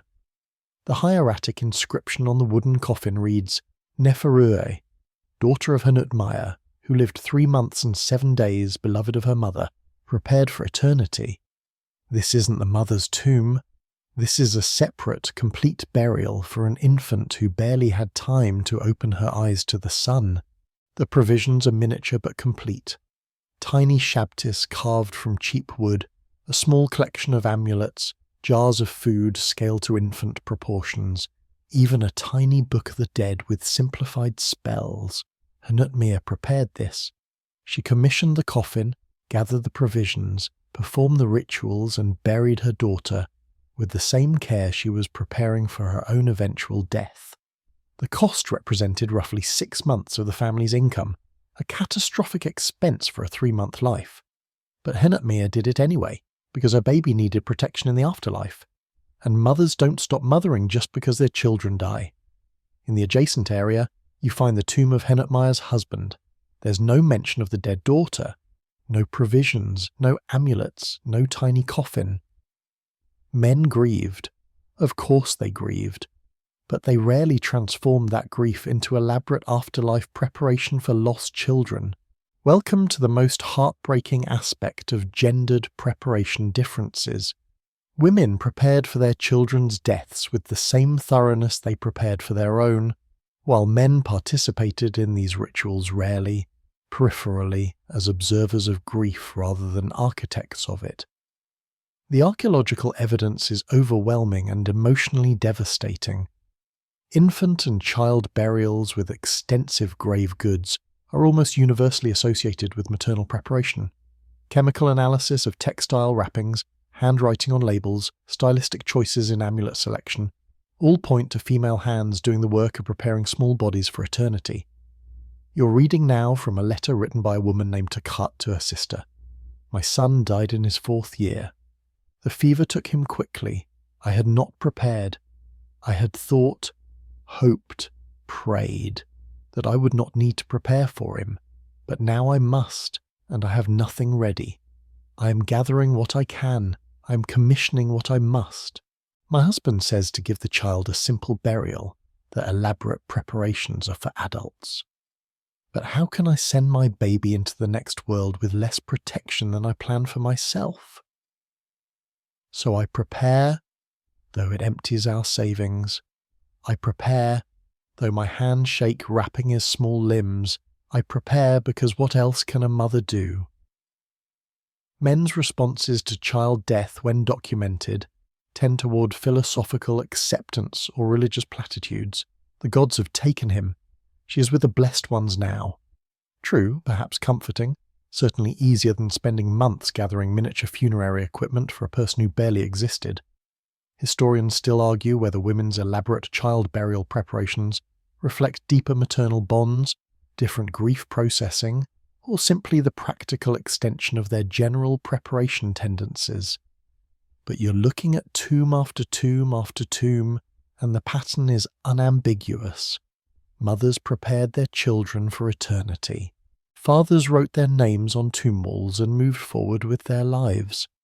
The miniaturization of adult burial practices for children is remarkably complete. You're examining now a child's tomb. The deceased was about 7 years old, and it contains everything an adult tomb would have, just smaller.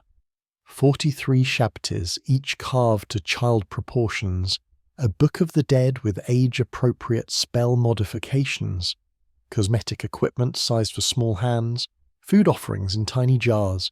Someone, almost certainly the mother, spent years gathering and creating these miniature provisions, probably starting the moment the child was born, adding to the collection with each birthday, hoping never to need it but preparing anyway.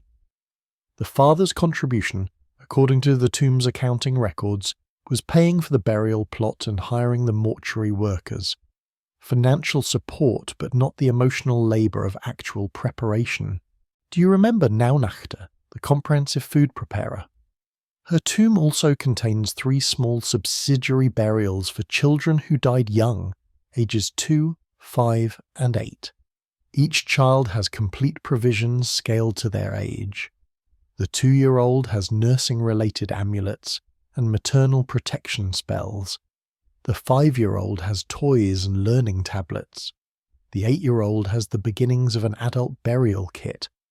Naunachter prepared for each child's specific stage of development, ensuring they'd have what they needed for their particular version of childhood in the afterlife. Her husband's tomb mentions the dead children in painted inscriptions, but provides nothing material for their afterlife needs. The mother-child paired burials are particularly moving.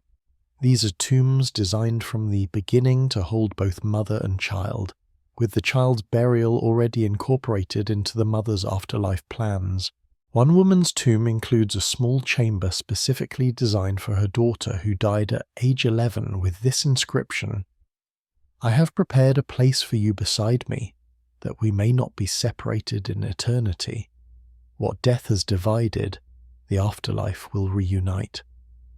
You rarely find father-child paired burials with this level of intentional, prepared togetherness. Men are buried with children, certainly, but the preparation, the planning, the emotional architecture of eternal companionship, that's maternal work. The amulet selections for dead children reveal careful magical thinking. Women chose protective amulets, addressing age-specific vulnerabilities, nursing amulets for infants who died before weaning, growth amulets for children who died before maturity, fertility amulets for adolescents who died before marriage. They were trying to protect their children against afterlife dangers appropriate to their stage of development, extending maternal protection beyond the boundaries of life. Men's provision of amulets for dead children when it occurs tends toward generic protection, standard religious symbols without age-appropriate customization. The emotional weight of this preparation is crushing when you really think about it.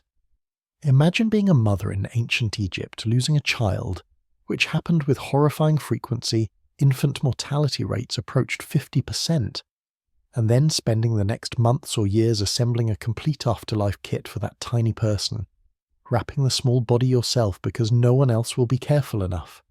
commissioning shabtis that will never be activated because your child is too young to owe labour in the fields of the afterlife, selecting amulets to protect a spirit you're not even sure exists yet, because what if it does and you didn't prepare? Men experienced the same losses but rarely responded with the same preparation.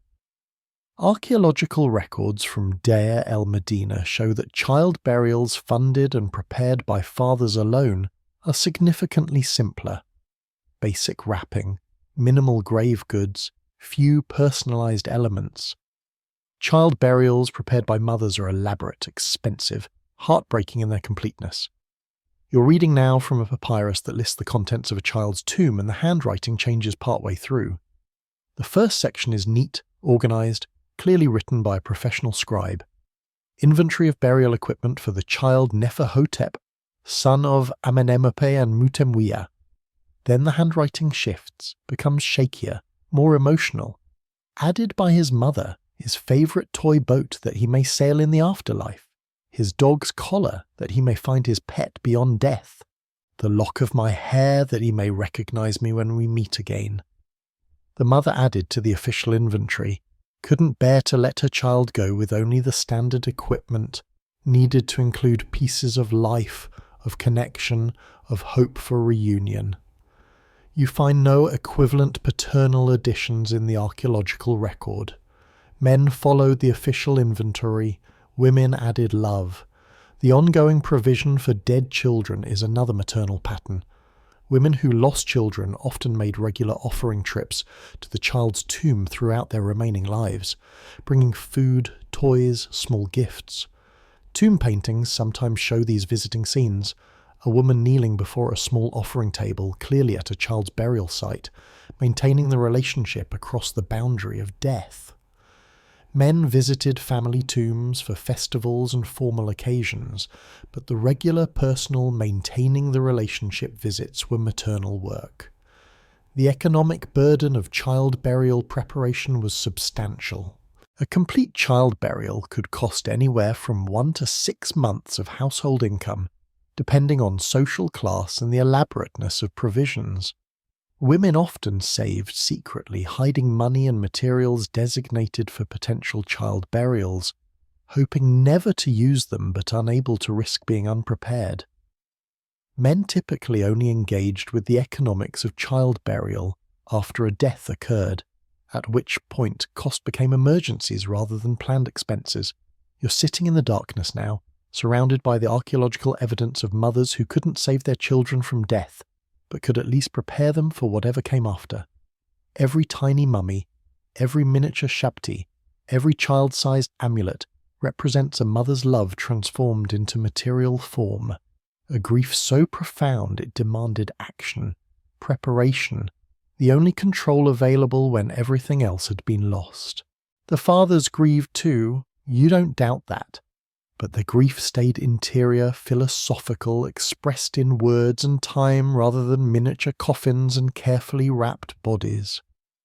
The mother's grief built tombs, assembled provisions, prepared the way for children to walk into eternity, not alone but equipped, protected, loved even beyond the boundaries of life itself. And that preparation, that maternal refusal to let death be the end of care, that's not about the afterlife being real or fake. That's about love being stronger than uncertainty, about doing something, anything, when there's nothing else left to do. You're examining 2 adjacent tombs in the Theban necropolis, and the architectural relationship between them is so deliberate it makes your chest ache. These aren't married couples, these are sisters, Nefertari and Hanut-Mehit, buried side by side with a connecting passage carved between their chambers. The passage is narrow, symbolic rather than functional, but it's there, a permanent connection between their eternal resting places. The tomb inscriptions make the intention explicit. Nefertari and Hanut-Mehit, sisters in life, companions in death, that they may speak to each other in the night of eternity and not be lonely. They planned this together. They purchased adjacent plots, hired the same architect, coordinated their tomb design so the chambers would align properly for the connecting passage. They spent the last 15 years of their lives preparing not just for their individual afterlives, but for their shared eternal companionship. Neither sister married, or if they did, those relationships aren't mentioned in their tomb biographies. What matters, what they immortalized in stone, is their sisterhood. You search the necropolis for equivalent male companionship burials, paired brothers planning eternal adjacency, friends arranging to be buried side by side with connecting passages. The examples are rare to non-existent. Men are buried near each other by family arrangement or cemetery logistics, but deliberate, planned, prepared, eternal companionship. That's predominantly female work. Welcome to the social network divide, where women designed afterlives with relationships built in, and men apparently assumed they'd be fine spending eternity alone. The paired burial phenomenon is overwhelmingly female. In a comprehensive survey of Theban private tombs, researchers identified 63 deliberately paired non-spousal burials. 58 were women, sisters, mothers and daughters, close friends, even former servants, and their mistresses choosing to spend eternity together. 5 were men, and 3 of those were brothers buried together by family decision rather than personal planning. Women understood something men either didn't grasp or didn't prioritize. Eternity is a long time to spend alone. You're reading now from the tomb autobiography of a woman named Mutemweya, and it includes this remarkable passage. I have arranged to lie beside my friend Takat, with whom I shared 42 years of life. We ground grain together as children. We bore our children in the same years. We supported each other through illness and loss. Why should death separate what life has joined? I've purchased the plot beside hers. I've arranged the passage. We will not be parted. Historians still argue whether these arrangements reflect female social bonding being stronger than male equivalents, women having more anxiety about isolation in the afterlife, or simply women being more willing to plan for emotional needs beyond death. The evidence, though, is clear. Women built social structures into their eternal resting places. Men built solitary chambers. The mother-daughter paired tombs are particularly common and particularly touching. Women who lost mothers would sometimes purchase plots adjacent to their mother's burial, even if decades had passed since the mother's death. They'd construct connecting elements, passages, shared courtyards, aligned false doors, creating architectural bonds that death couldn't sever. The inscriptions often emphasize continuity. As my mother cared for me in life, I prepare to care for her in eternity. As she guided me, I will be guided by her still. Father-son paired burials exist, but they're typically family tradition rather than emotional choice. I lie in my father's tomb because that's where our family is buried, rather than I need my father's companionship in eternity. The friend burials are the most revealing. Women who formed deep friendships in life often made provisions for continuing those relationships beyond death. You're looking at purchase records from a cemetery administrator, and they show 2 women named Henutmeyer and Nefertiti buying adjacent plots together. Not sequentially, not one buying near where the other happened to be, but together, in one transaction planning their eternal proximity, while both were still healthy and decades from death.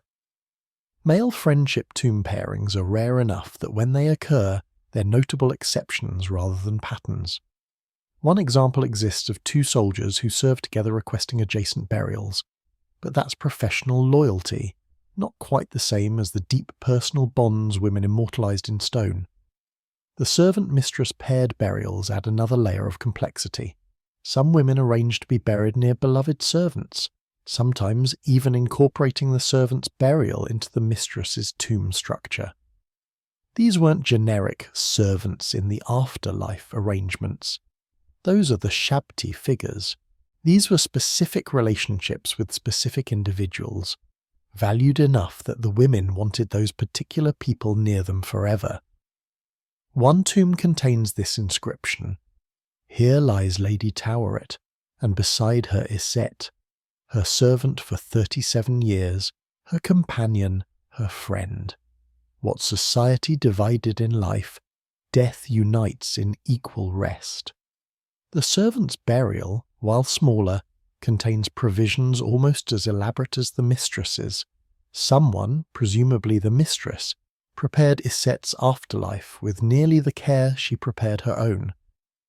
Men rarely made similar arrangements. Servants were buried in servant areas, organised by profession or household affiliation, not by personal bonds with their masters. Do you remember Naunachter with her comprehensive food preparation? She also arranged paired burials for all 3 of her daughters who survived to adulthood, purchasing 4 adjacent plots, 1 for herself and 3 for her daughters, with connecting symbolic passages between all 4 chambers. She designed a eternal neighbourhood, ensuring that her family's women would always be together. Her sons are buried in their husbands' family tombs, following patriarchal tradition, but her daughters stay with her across death's boundary. The architectural elements connecting paired tombs are sometimes purely symbolic, carved but not functional passages, and sometimes partially functional, allowing for physical connection between chambers. The most elaborate examples have shared courtyards where offerings could be made to both deceased simultaneously, false doors aligned so the Kays could visit between tombs, even shared chapels where the living could honour both dead together. Male-paired tombs, in the rare instances they exist, tend towards simple adjacency without architectural integration. 2 separate tombs that happen to be near each other, rather than designed as unified eternal companionship structures. The planning process for these paired burials often spanned decades. You're reading correspondence between 2 friends, Hanutmahit and Mutemwia, discussing their joint tomb plans over a 12-year period. They debate plot locations, architectural styles, decoration themes. They visit each other's construction sites and offer suggestions. They coordinate their burial good acquisition so their tombs will complement each other. I have commissioned Shabtis, Hanutmahit writes. You should obtain similar ones so our eternal servants will work well together. This level of collaborative afterlife planning appears exclusively in female relationships in the archaeological record. The emotional language in paired tomb inscriptions is striking, that we may not be alone, that we may speak to each other, that the silence of death may not separate us. Women were explicitly textually anxious about isolation in the afterlife, and they responded by building companionship into their tomb structures. Men's tomb inscriptions, when they mention the afterlife at all, emphasize individual triumph, successful navigation of judgment, personal transformation. The social dimension, the fear of loneliness, the need for companionship. Those concerns are largely absent from male tomb texts. The visiting patterns support the companionship thesis. Tombs with paired female burials show evidence of more frequent offering deposits, suggesting that surviving friends and family members visited these companion tombs as units, maintaining the relationship between the deceased even after both were gone. We bring offerings for both our mothers together, as they wish to be together, appears in one visitor inscription. Paired male tombs show standard individual visiting patterns, each tomb maintained separately by that person's descendants. You're looking now at something that makes you smile through the melancholy. A tomb painting showing 2 women in the afterlife, sitting together under a tree playing senet, the ancient Egyptian board game. It's from the tomb of one of the paired sisters from the beginning of this section, and it's labelled, "As we played in life, so we will play in eternity." She commissioned an artist to paint her afterlife as she imagined it. Not solitary triumph, not individual resurrection, but simple companionship. Games with her sister, forever. The men's tomb paintings show the deceased before gods, in boats sailing to the afterlife, transformed into powerful beings. All solo journeys, all individual adventures. The practical provisions in paired female tombs sometimes include shared resources. A single large collection of grain labelled for both. Wine stores marked, "For our eternal celebrations together." Even combined Shabti workforces. The women weren't just planning to be near each other. They were planning to share afterlife resources, to continue the mutual support and cooperation that characterized their living relationships. Men's tombs, even when physically adjacent, maintained separate inventories, separate provisions, separate resource management. You're drifting now in the darkness, thinking about these women who refused to go into eternity alone, who planned and purchased and built connection into death itself. They understood that consciousness, if it continued, if the afterlife was real, would need relationship, would need companionship, would need the comfort of familiar voices and shared history. The men faced eternity as solo adventurers, confident in their individual ability to handle whatever came. Or maybe they just didn't think about the social dimension of death. Either way, the tombs reveal the difference. Women built communities in eternity. Men built monuments to themselves. And when the final darkness came, which approach would you prefer? To have prepared for solitary triumph, or to have ensured that someone you loved would be there beside you in the endless night? You're standing in a storage facility where the air itself seems scented, even after 3 millennia.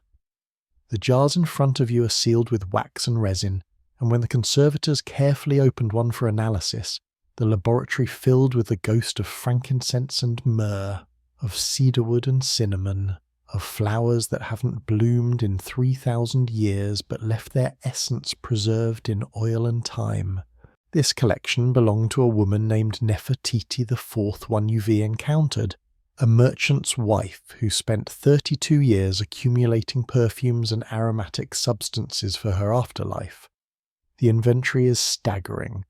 47 jars of scented oils, each labelled with contents and source. Myrrh from Punt, year 7 of Thutmose III. Frankincense, first quality purchased from Syrian traders. Lotus oil, extracted by my own hands. Cedar essence, gift from my daughter. She documented everything, creating an aromatic autobiography, each scent a memory preserved in molecular form. Her husband's tomb contains 2 jars of oil, unscented, functional, probably meant for lamp fuel rather than fragrance. He apparently planned to spend eternity smelling like nothing in particular. Welcome to the perfume wars, where women stockpiled aromatic arsenals for eternity, and men showed up to the afterlife smelling like they'd just finished working in the fields, which, according to Assyrian theology, they probably would be. The numbers reveal an obsession. In a study of 178 intact tombs from the New Kingdom period, women's burials contained an average of 33 jars of scented substances. Men's burials averaged 3, and those 3 were often cooking oil, lamp oil, and maybe 1 jar of basic myrrh for the mummification process. Practical substances, not luxury fragrances. Women treated scent as essential to identity, to presentation, to eternal self-recognition. Men treated it as optional, possibly frivolous, certainly not worth the expense. You're reading now from a perfumer's business records, and the customer patterns are almost comically gender-divided. Women's orders: 6 deben of the finest lotus oil concentrated for my tomb collection. Frankincense tears, large pieces, no powder, I will grind them myself when needed. Your best myrrh, and I mean best. I smelled what you sold to Hennetmeyer and I want better. Men's orders: whatever oil is cheap, enough to fill 2 jars. No smaller jars, just 1 jar is fine. The scent vocabulary in women's tomb inscriptions is elaborate and specific. They don't just list oil, they list oil of lilies extracted in the 4th month, myrrh resin from the tall trees of Punt, frankincense of temple quality, cinnamon bark oil aged 3 years. They're connoisseurs, collectors, treating perfume preparation with the seriousness some people bring to wine cellaring. Men's tomb inscriptions rarely mention scents at all, and when they do, it's generic. Oils for purification, or substances for the ritual. No specificity, no passion, no detailed aromatic planning. Historians still argue whether women's perfume obsession reflects greater concern with sensory experience in the afterlife, better understanding of perfume's religious and magical properties, or simply that women were the primary users and creators of perfumes in life and extended that expertise to death? You suspect all three factors played roles, but the evidence leans heavily toward the first. Women were preparing for an afterlife of sensation, while men prepared for an afterlife of function. The preservation techniques women use for their aromatic substances are remarkably sophisticated.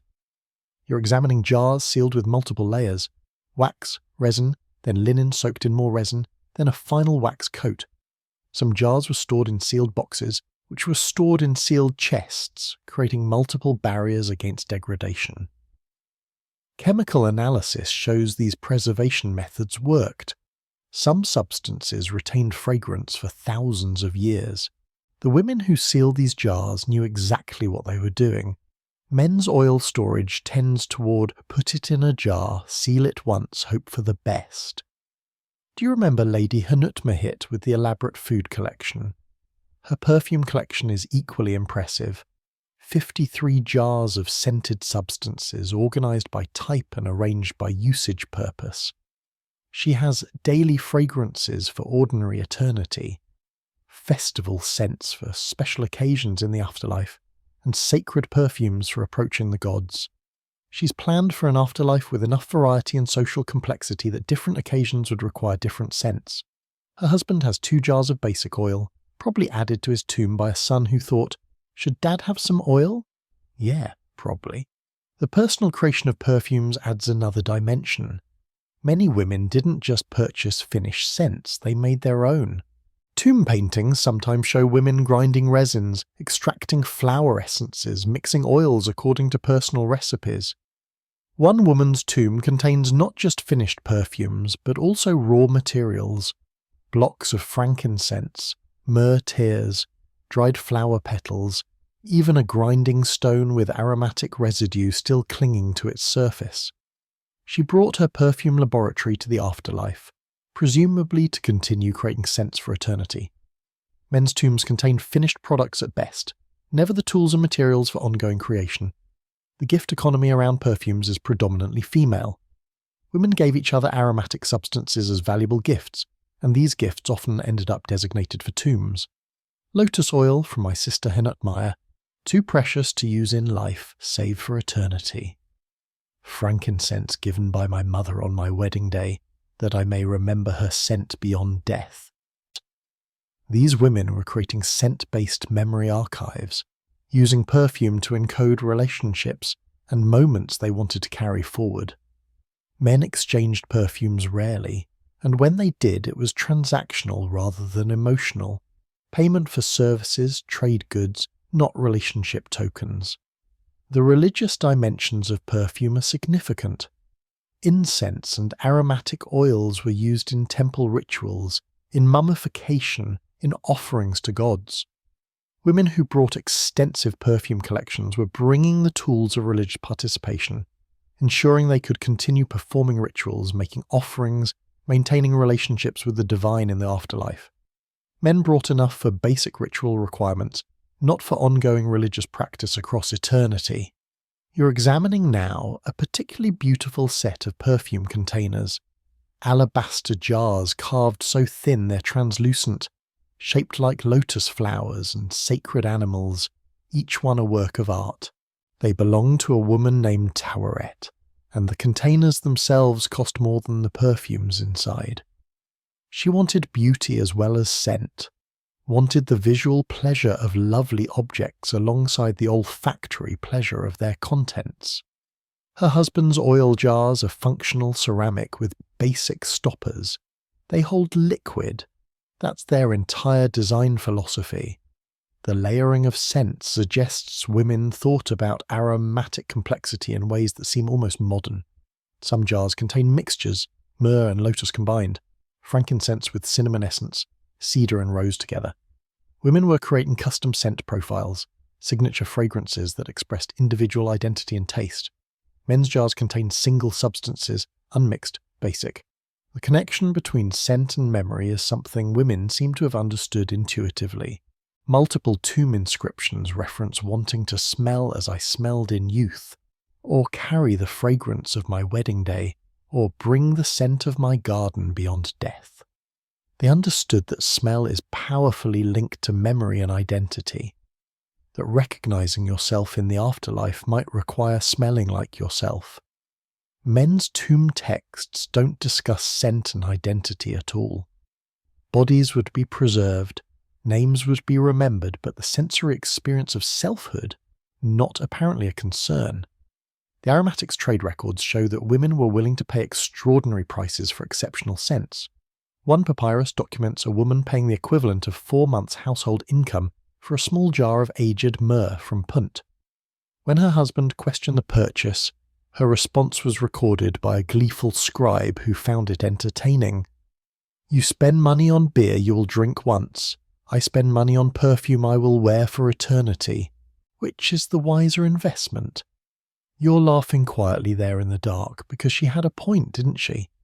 The practical aspect shouldn't be overlooked. Perfumes weren't just luxury items. They had preservative properties, insect-repelling qualities, and religious significance. Women who stockpiled frankincense and myrrh were bringing multifunctional substances that could purify, preserve, and please the gods.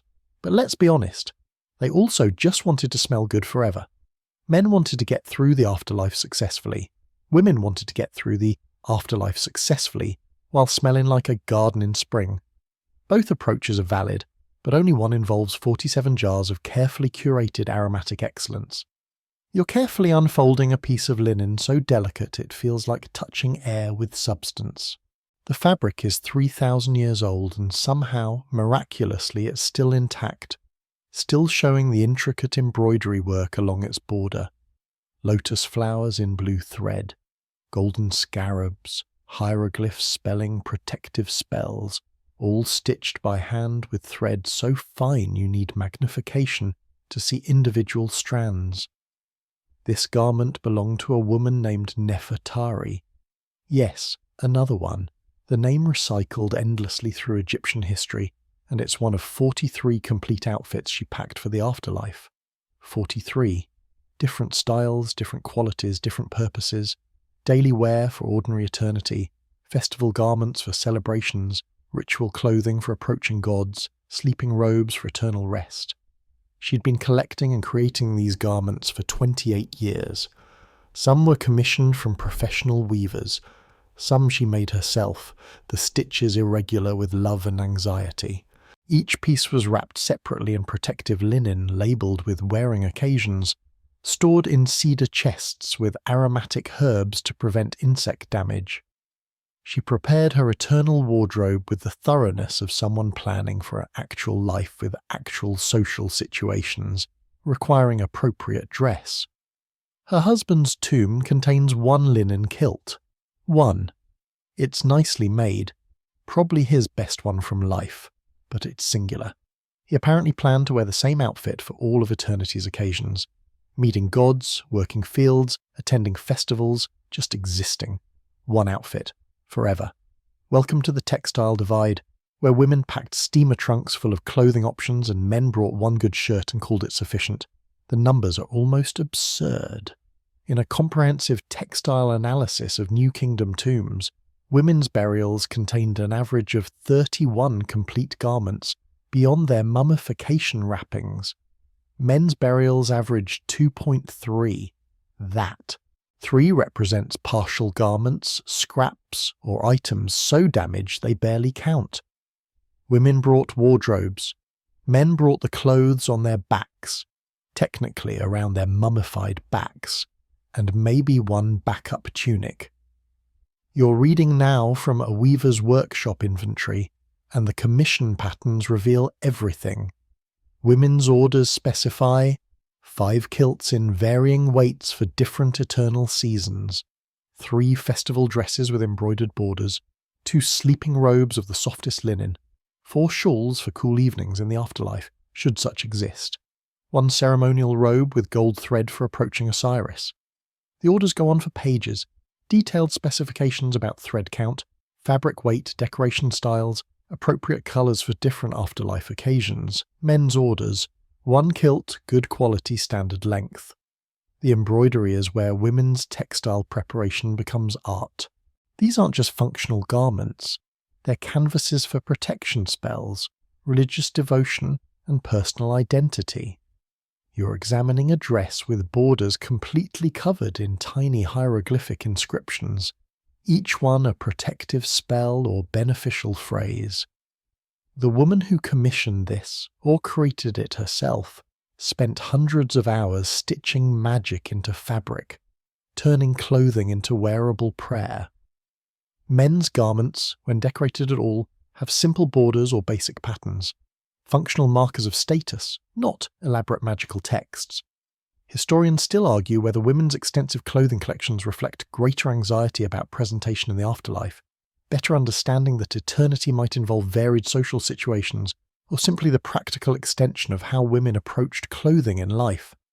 With attention to detail, variety, and appropriate dress for different occasions, you're learning toward all of the above, plus women actually thought about what it would mean to exist as a conscious being for eternity, while men apparently didn't think that far ahead. The seasonal variation in women's clothing collections is particularly interesting because it reveals assumptions about the afterlife's physical nature. Women packed light summer linens and heavier winter garments, suggesting they believed the afterlife would have weather, temperature variation, physical sensations that would require different clothing responses. Men's single garments suggest they either expected eternal mild weather or didn't consider temperature at all. Do you remember Mutnojmet with her elaborate servant army and complex tomb architecture? Her textile collection matches her other preparations. 67 complete garments organised by season, occasion, and ritual purpose. She has 7 different sleeping robes because apparently she believed the afterlife would include actual sleep requiring comfortable nightwear. She has 12 festival dresses for different celebrations. She has working garments for practical activities, ritual robes for religious observances, and social clothing for receiving eternal visitors. Her husband has 1 kilt and 1 shirt. If the afterlife has dress codes, he's going to be perpetually underdressed. The fabric quality gradient reveals long-term collection strategies. You're examining a woman's garment collection chronologically based on weaving style, and you can track her economic journey through textile quality. Early garments, coarse linen, basic construction, clearly made during less prosperous years. Middle period, better quality, more decoration, commissioned from professional weavers. Late garments, extraordinary quality, gold thread, elaborate embroidery, the work of master craftsmen. She'd been upgrading her eternal wardrobe throughout her life, replacing older items with better versions, constantly improving what she'd bring to the afterlife. Men's 1 or 2 garments show no evidence of this iterative improvement. They grabbed something nice and considered the clothing question resolved.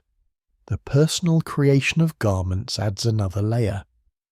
Many women didn't just commission clothing, they made it themselves. Tombs contain not just finished garments, but also weaving tools, spinning equipment, needles, thread, and partially completed projects. One woman's burial includes a dress that's 90% finished, with the needle still threaded in the fabric.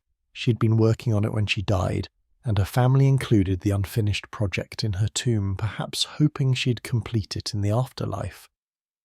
Men's tombs contain finished garments only, never the tools of textile creation.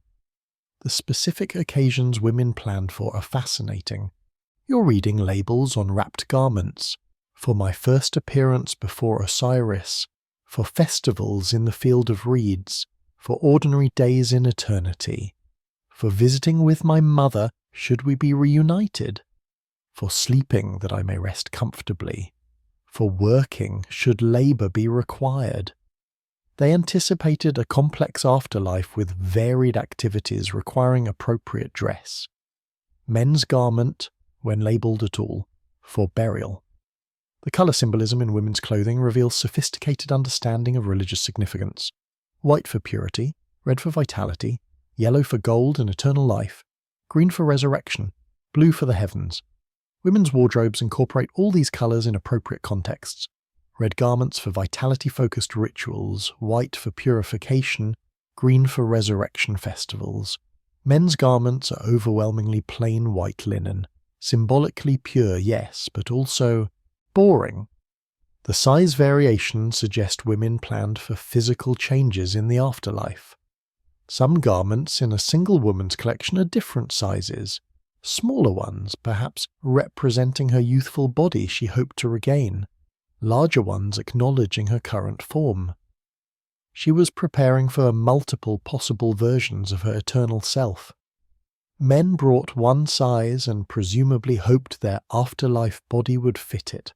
The jewellery and accessories accompanying garments create complete outfits. Women didn't just pack dresses, they packed the belts, pins, clasps and ornaments that would make each outfit complete and wearable. Some garments have matching jewellery sets wrapped with them, labelled as coordinated ensembles for specific occasions. Men's single garment comes with no accessories, no styling tools, no coordination considerations.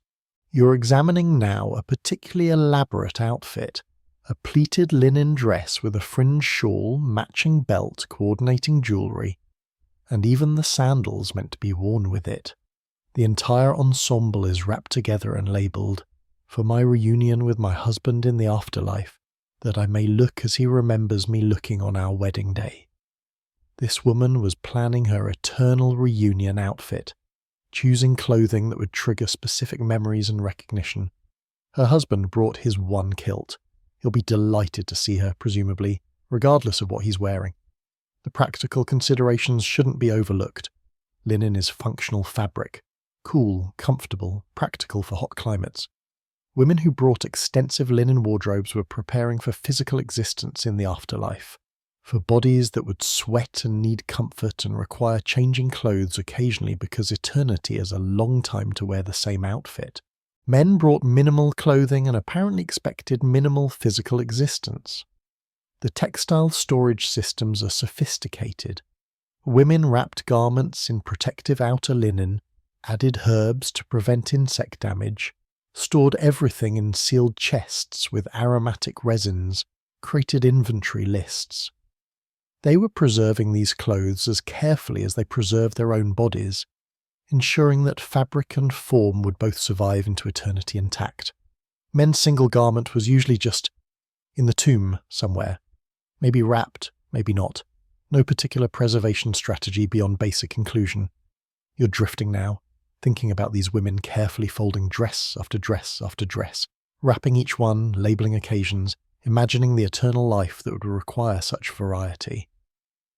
They were planning for consciousness, for ongoing existence with social dimensions and practical needs, and varied occasions requiring appropriate presentation.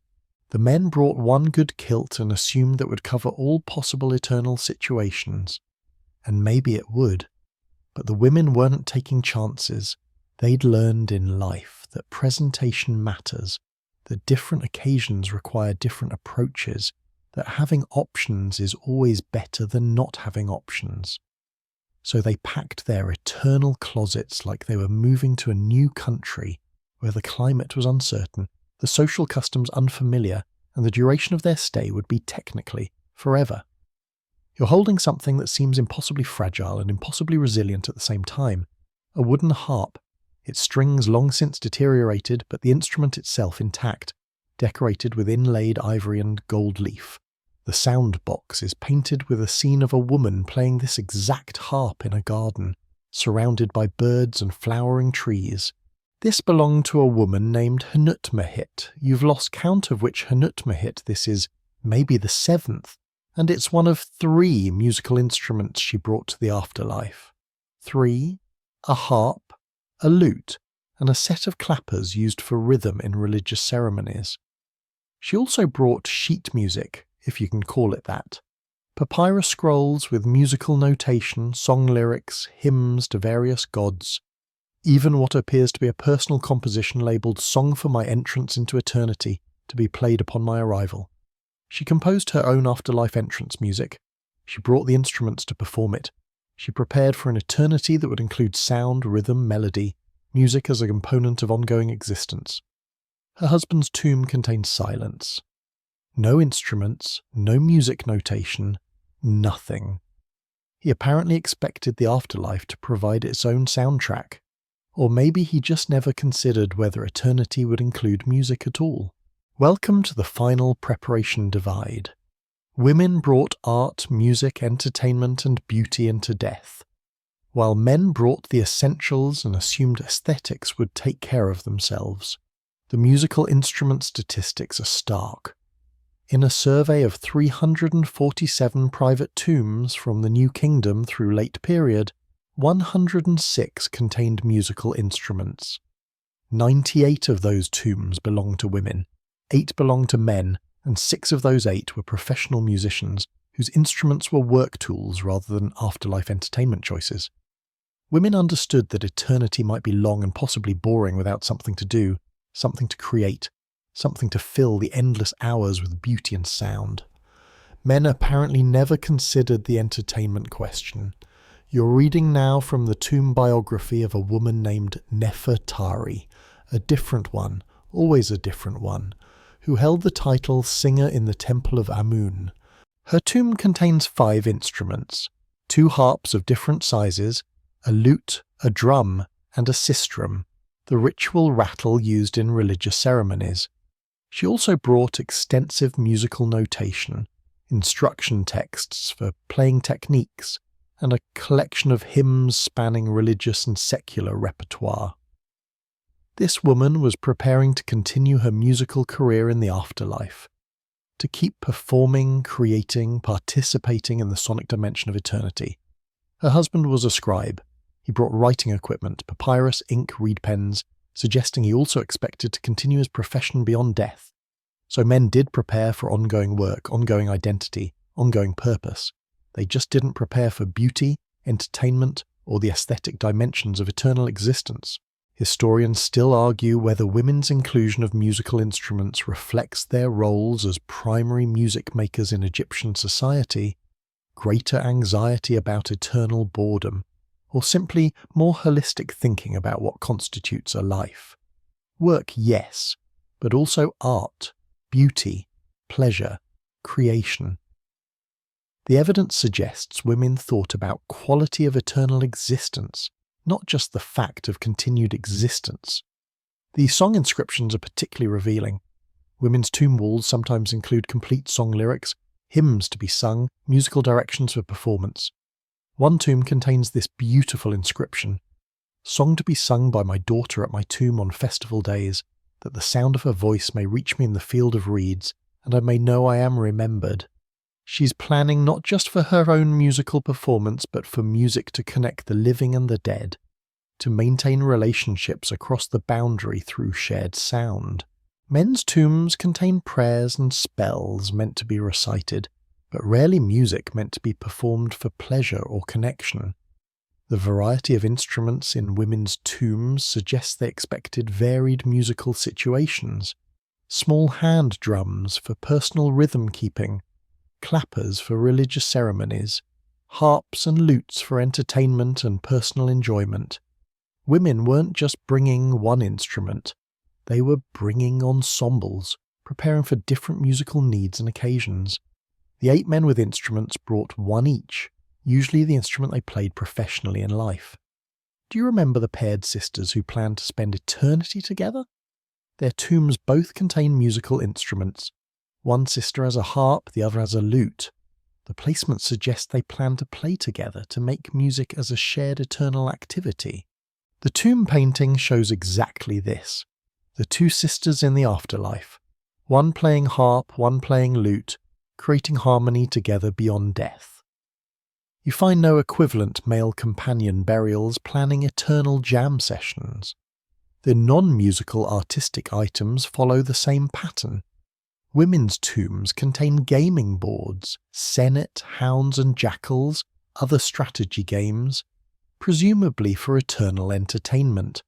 They contain art supplies, palettes for painting, grinding stones for pigments, brushes. They contain craft materials, spinning equipment, weaving tools, sewing implements. Women were preparing for an afterlife of creation, activity, engaged existence. Men's tombs contain work tools if they were craftsmen, but rarely recreational or artistic items. Their eternal existence was apparently all business. The Senate boards are particularly common in women's tombs and particularly elaborate. Senate was both a game and a religious symbol. The board represented the journey through the afterlife. But women's Senate boards often show heavy useware, suggesting these were personal possessions played frequently in life and brought to death for continued use.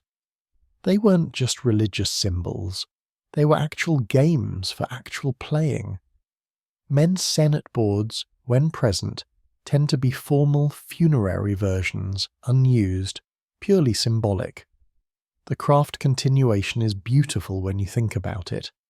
Women brought spinning whirls and weaving equipment not because they'd need to make their own clothes in the afterlife.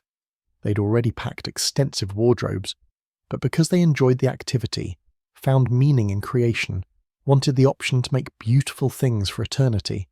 They were preparing for engaged existence, for hands that would want to stay busy, for minds that would need creative outlets. Men brought tools for necessary work, but rarely equipment for creative pleasure. You're examining now a painting set from a woman's tomb, grinding stones for making pigments, brushes in various sizes, a palette with paint residue still visible, papyrus prepared for painting, and a small scroll with painting instruction notes. She was an artist. She wanted to remain an artist beyond death. So she brought her studio, complete and ready for eternal creation. Her husband was also an artist, a sculptor. He brought nothing. No tools, no materials, no indication that he expected or wanted to continue creating after death. Perhaps he saw his work as earthly labour that would end with death. Perhaps he never considered the question. Either way, he brought silence and stillness to eternity, while she brought the possibility of ongoing creation. The entertainment question reveals fundamentally different approaches to eternity. Women prepared for the possibility that afterlife might include leisure, pleasure, boredom requiring relief, long periods needing filling with beauty and activity. Men prepared for judgment, labour, triumph, transformation, all important, yes, but not addressing the question of what you do with eternity once you've been judged, laboured, triumphed and transformed. The tomb paintings support this interpretation. Women's tomb art often shows afterlife scenes of pleasure. Gardens, feasting, music making, game playing, family gatherings. Men's tomb art shows religious scenes, judgment, transformation, demonstrations of power. Both are valid visions of eternity, but only one looks like something you'd actually want to experience forever. The instruction manuals some women included are touching. Instructions for playing the harp, lest I forget during my death sleep. Songs my mother taught me, written here so I may teach them to others in the field of reeds. Directions for weaving the complicated border pattern I developed, preserved for eternity. They were documenting skills, preserving knowledge, ensuring that death wouldn't erase what they'd learned and created in life. Men's instruction texts, when they exist, are professional. The correct procedure for measuring a field, the proper technique for mixing pigments, work knowledge, not personal creation. You're sitting in the darkness now, and somewhere a museum climate control system hums softly, maintaining the precise conditions that keep these 3,000-year-old instruments from crumbling into dust. You're thinking about Hnuttmahit composing her entrance music, practicing on her harp, imagining the moment when she'd cross from life to death and would need the perfect song for that transition. Did she perform it?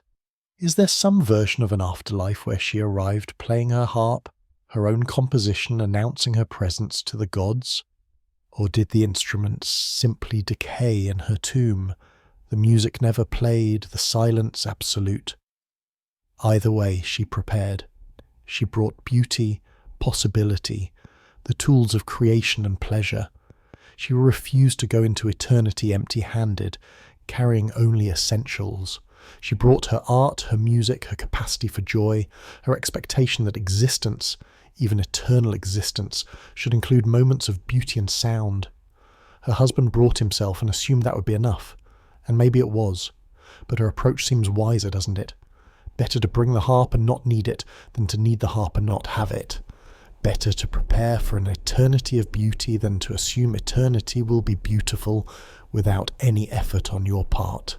You're standing in a conservation laboratory where hundreds of tomb inventories are spread across tables like archaeological playing cards, and you've been comparing them for hours now, running the numbers, checking patterns, verifying what your eyes and instincts have been telling you throughout this entire journey through ancient preparation.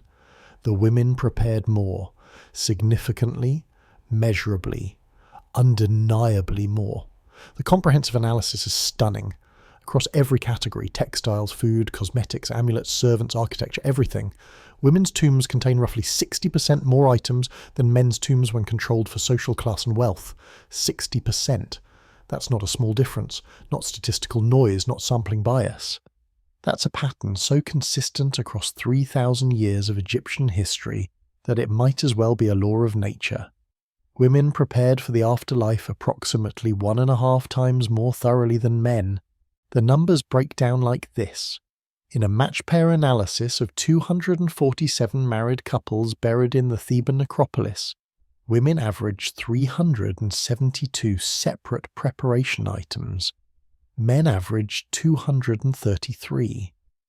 Women brought more categories of items: musical instruments, extensive cosmetics, elaborate food collections, multiple clothing options.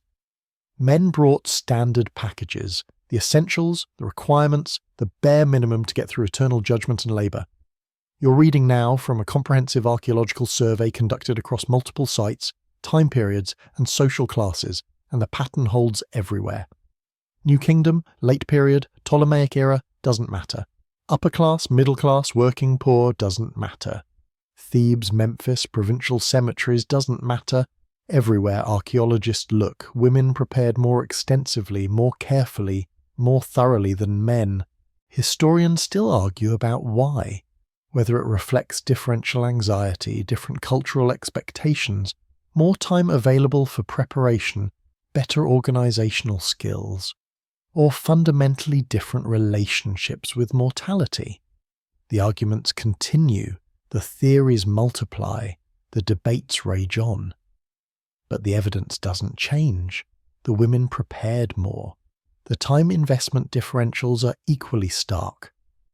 Based on tomb biographies, commissioning records, and workshop documentation, women began afterlife preparation an average of 23 years before death. Men began an average of 6 years before death, with many starting only in their final year or even final months.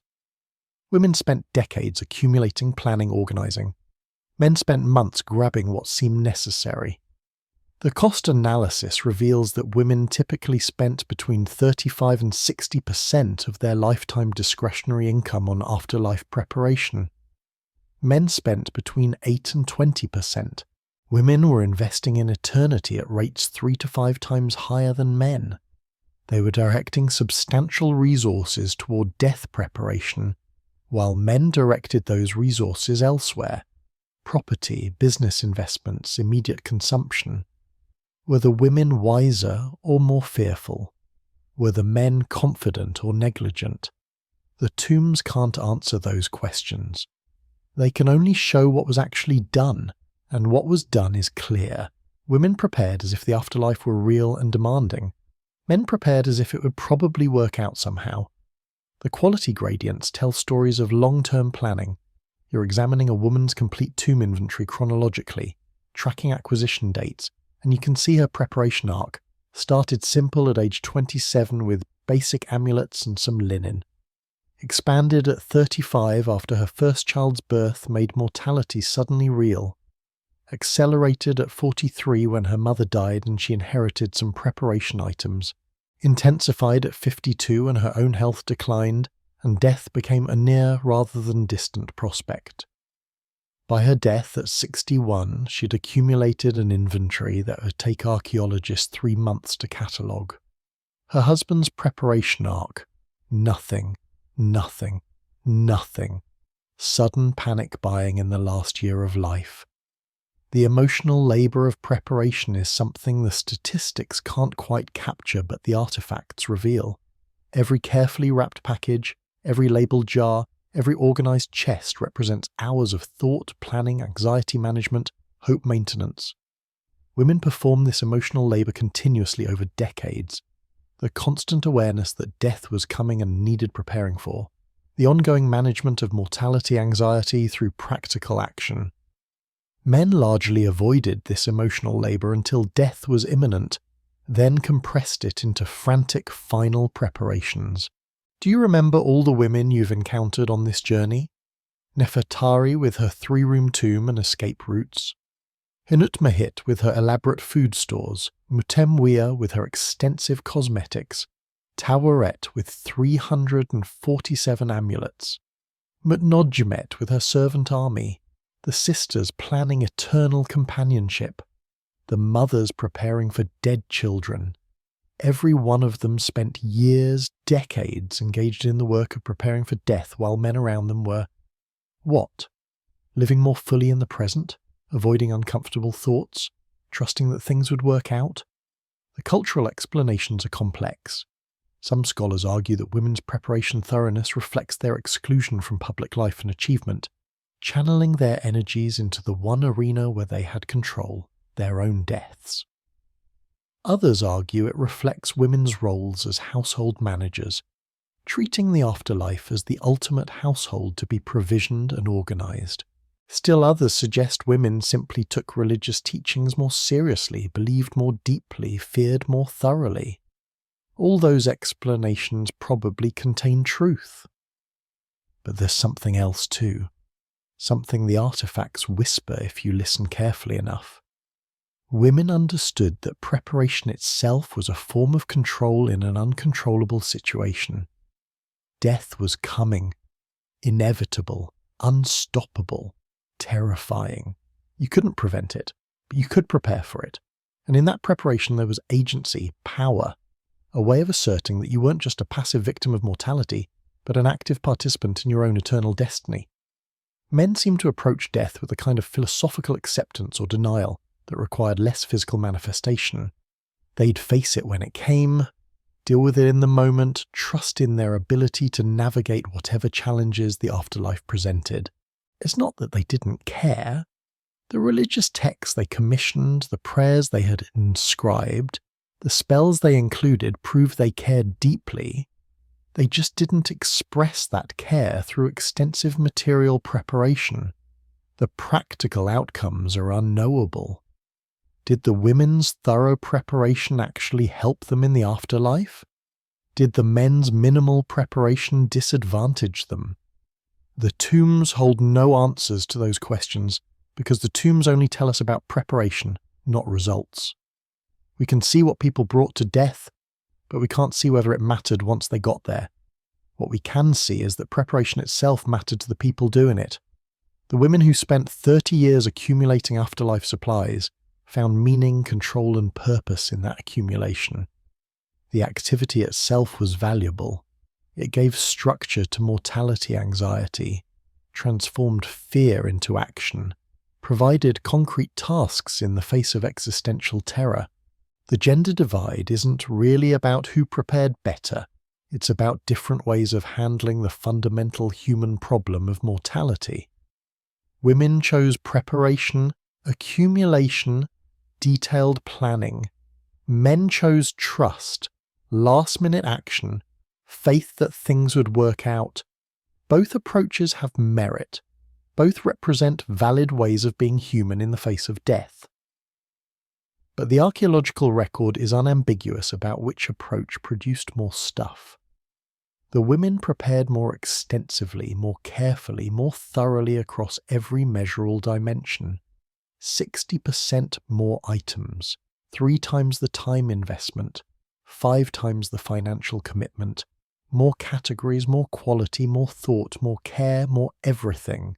You're sitting there in the darkness now, surrounded by the evidence of 3,000 years of human preparation for death, And you're thinking about the women who wrapped linen for decades, who commissioned custom amulets, who designed elaborate tombs, who assembled servant armies, who packed wardrobes for eternity. You're thinking about their anxiety, their thoroughness, their refusal to leave anything to chance. And you're thinking about the men who grabbed the essentials in their final months and hoped for the best. Their confidence or their denial, their trust in themselves or their avoidance of uncomfortable preparation. Both groups ended up in the same place. Dead, buried, eventually excavated by archaeologists who would catalogue their preparations and wonder about their thoughts. The afterlife, if it existed, didn't send back reports on who prepared correctly. The gods, if they were watching, didn't issue grades on tomb inventory completeness. But the women prepared anyway. They prepared as if it mattered, as if thoroughness would be rewarded, as if the afterlife was a real place with real requirements that demanded real preparation. They prepared because preparation was what they could control, what they could do, what gave them power in the face of powerlessness. And maybe that's the whole story right there. Not that women were wiser or men were foolish. Not that preparation guaranteed anything or that confidence was unjustified. Just that, in the face of universal mortality, women found meaning in thorough preparation and men found meaning elsewhere. The tombs remain, the artifacts survive, and the numbers tell their tale. The women prepared more carefully than the men, 60% more carefully, measured by any metric you choose. That's not judgment. It's just archaeology. It's just counting, measuring, recording what ancient people left behind. But as you drift towards sleep now, letting the information settle into your consciousness like dust settling in an open tomb, you can't help wondering, if you were facing eternity, which approach would you choose? Would you be Nefertari with 300 items carefully collected over decades? Or would you be Amenhotep with 30 items grabbed in the final months? Would you prepare as if it mattered? Or would you trust that it would all work out somehow? The women chose preparation. They chose thoroughness, care, control, decades of accumulation and planning. They brought everything they might need and then brought more, just to be safe. The men chose trust. They chose confidence, last-minute action, faith in their ability to handle whatever came. Both groups went into eternity, both hoped for the best. But only one group bought 300 items instead of 30. Only one group refused to take chances. Only one group prepared as if their eternal lives depended on it. And perhaps, in ways we'll never know, they did. The journey through ancient tombs is ending now. The artifacts are being carefully returned to their climate-controlled storage. The inventories are being filed away. The numbers have been counted, the patterns recognized, the story told. You've walked through 3,000 years of human preparation for death, and you've seen how differently men and women approach the same inevitable destination. You've counted their items, read their inscriptions, examined their choices. You've seen anxiety transformed into action, fear converted into preparation, mortality acknowledged through material accumulation. The women prepared more. That's the simple truth. They brought more items, spent more time, invested more resources, planned more carefully.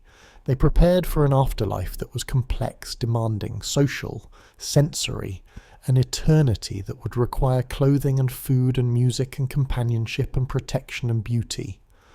The men prepared less. They brought the essentials, made last-minute arrangements, trusted in their ability to navigate whatever challenges arose. They prepared for judgment, labour, transformation, the official requirements of eternity without the daily details of eternal existence. Neither approach was wrong. Both represented human attempts to grasp the ungraspable, to prepare the unprepared for, to assert control over the fundamentally uncontrollable fact of mortality. But as you sink deeper into sleep now, the images fading, the information dissolving into dreams, you carry with you the knowledge of those women who spent lifetimes preparing for death. Women who wrapped linen for decades, who collected amulets like armor, who designed tombs with escape routes, who prepared their children's afterlives along with their own, who brought harps to eternity because silence was unthinkable. They prepared as if it mattered, and perhaps it did. Perhaps it does. Perhaps preparation itself is what matters. The choosing, the planning, the caring enough to try. Rest now. Let the images of ancient tombs fade into comfortable darkness. Let the numbers blur into sleep. Let the story of human preparation for death settle into your unconscious mind, where all stories ultimately go to rest. The women prepared more carefully than the men. That's the tale. That's the mystery. That's the truth archaeology reveals and eternity keeps secret. Sleep well. Dream of harps in tombs, of carefully wrapped linens, of women who refuse to go into eternity unprepared. Sweet dreams.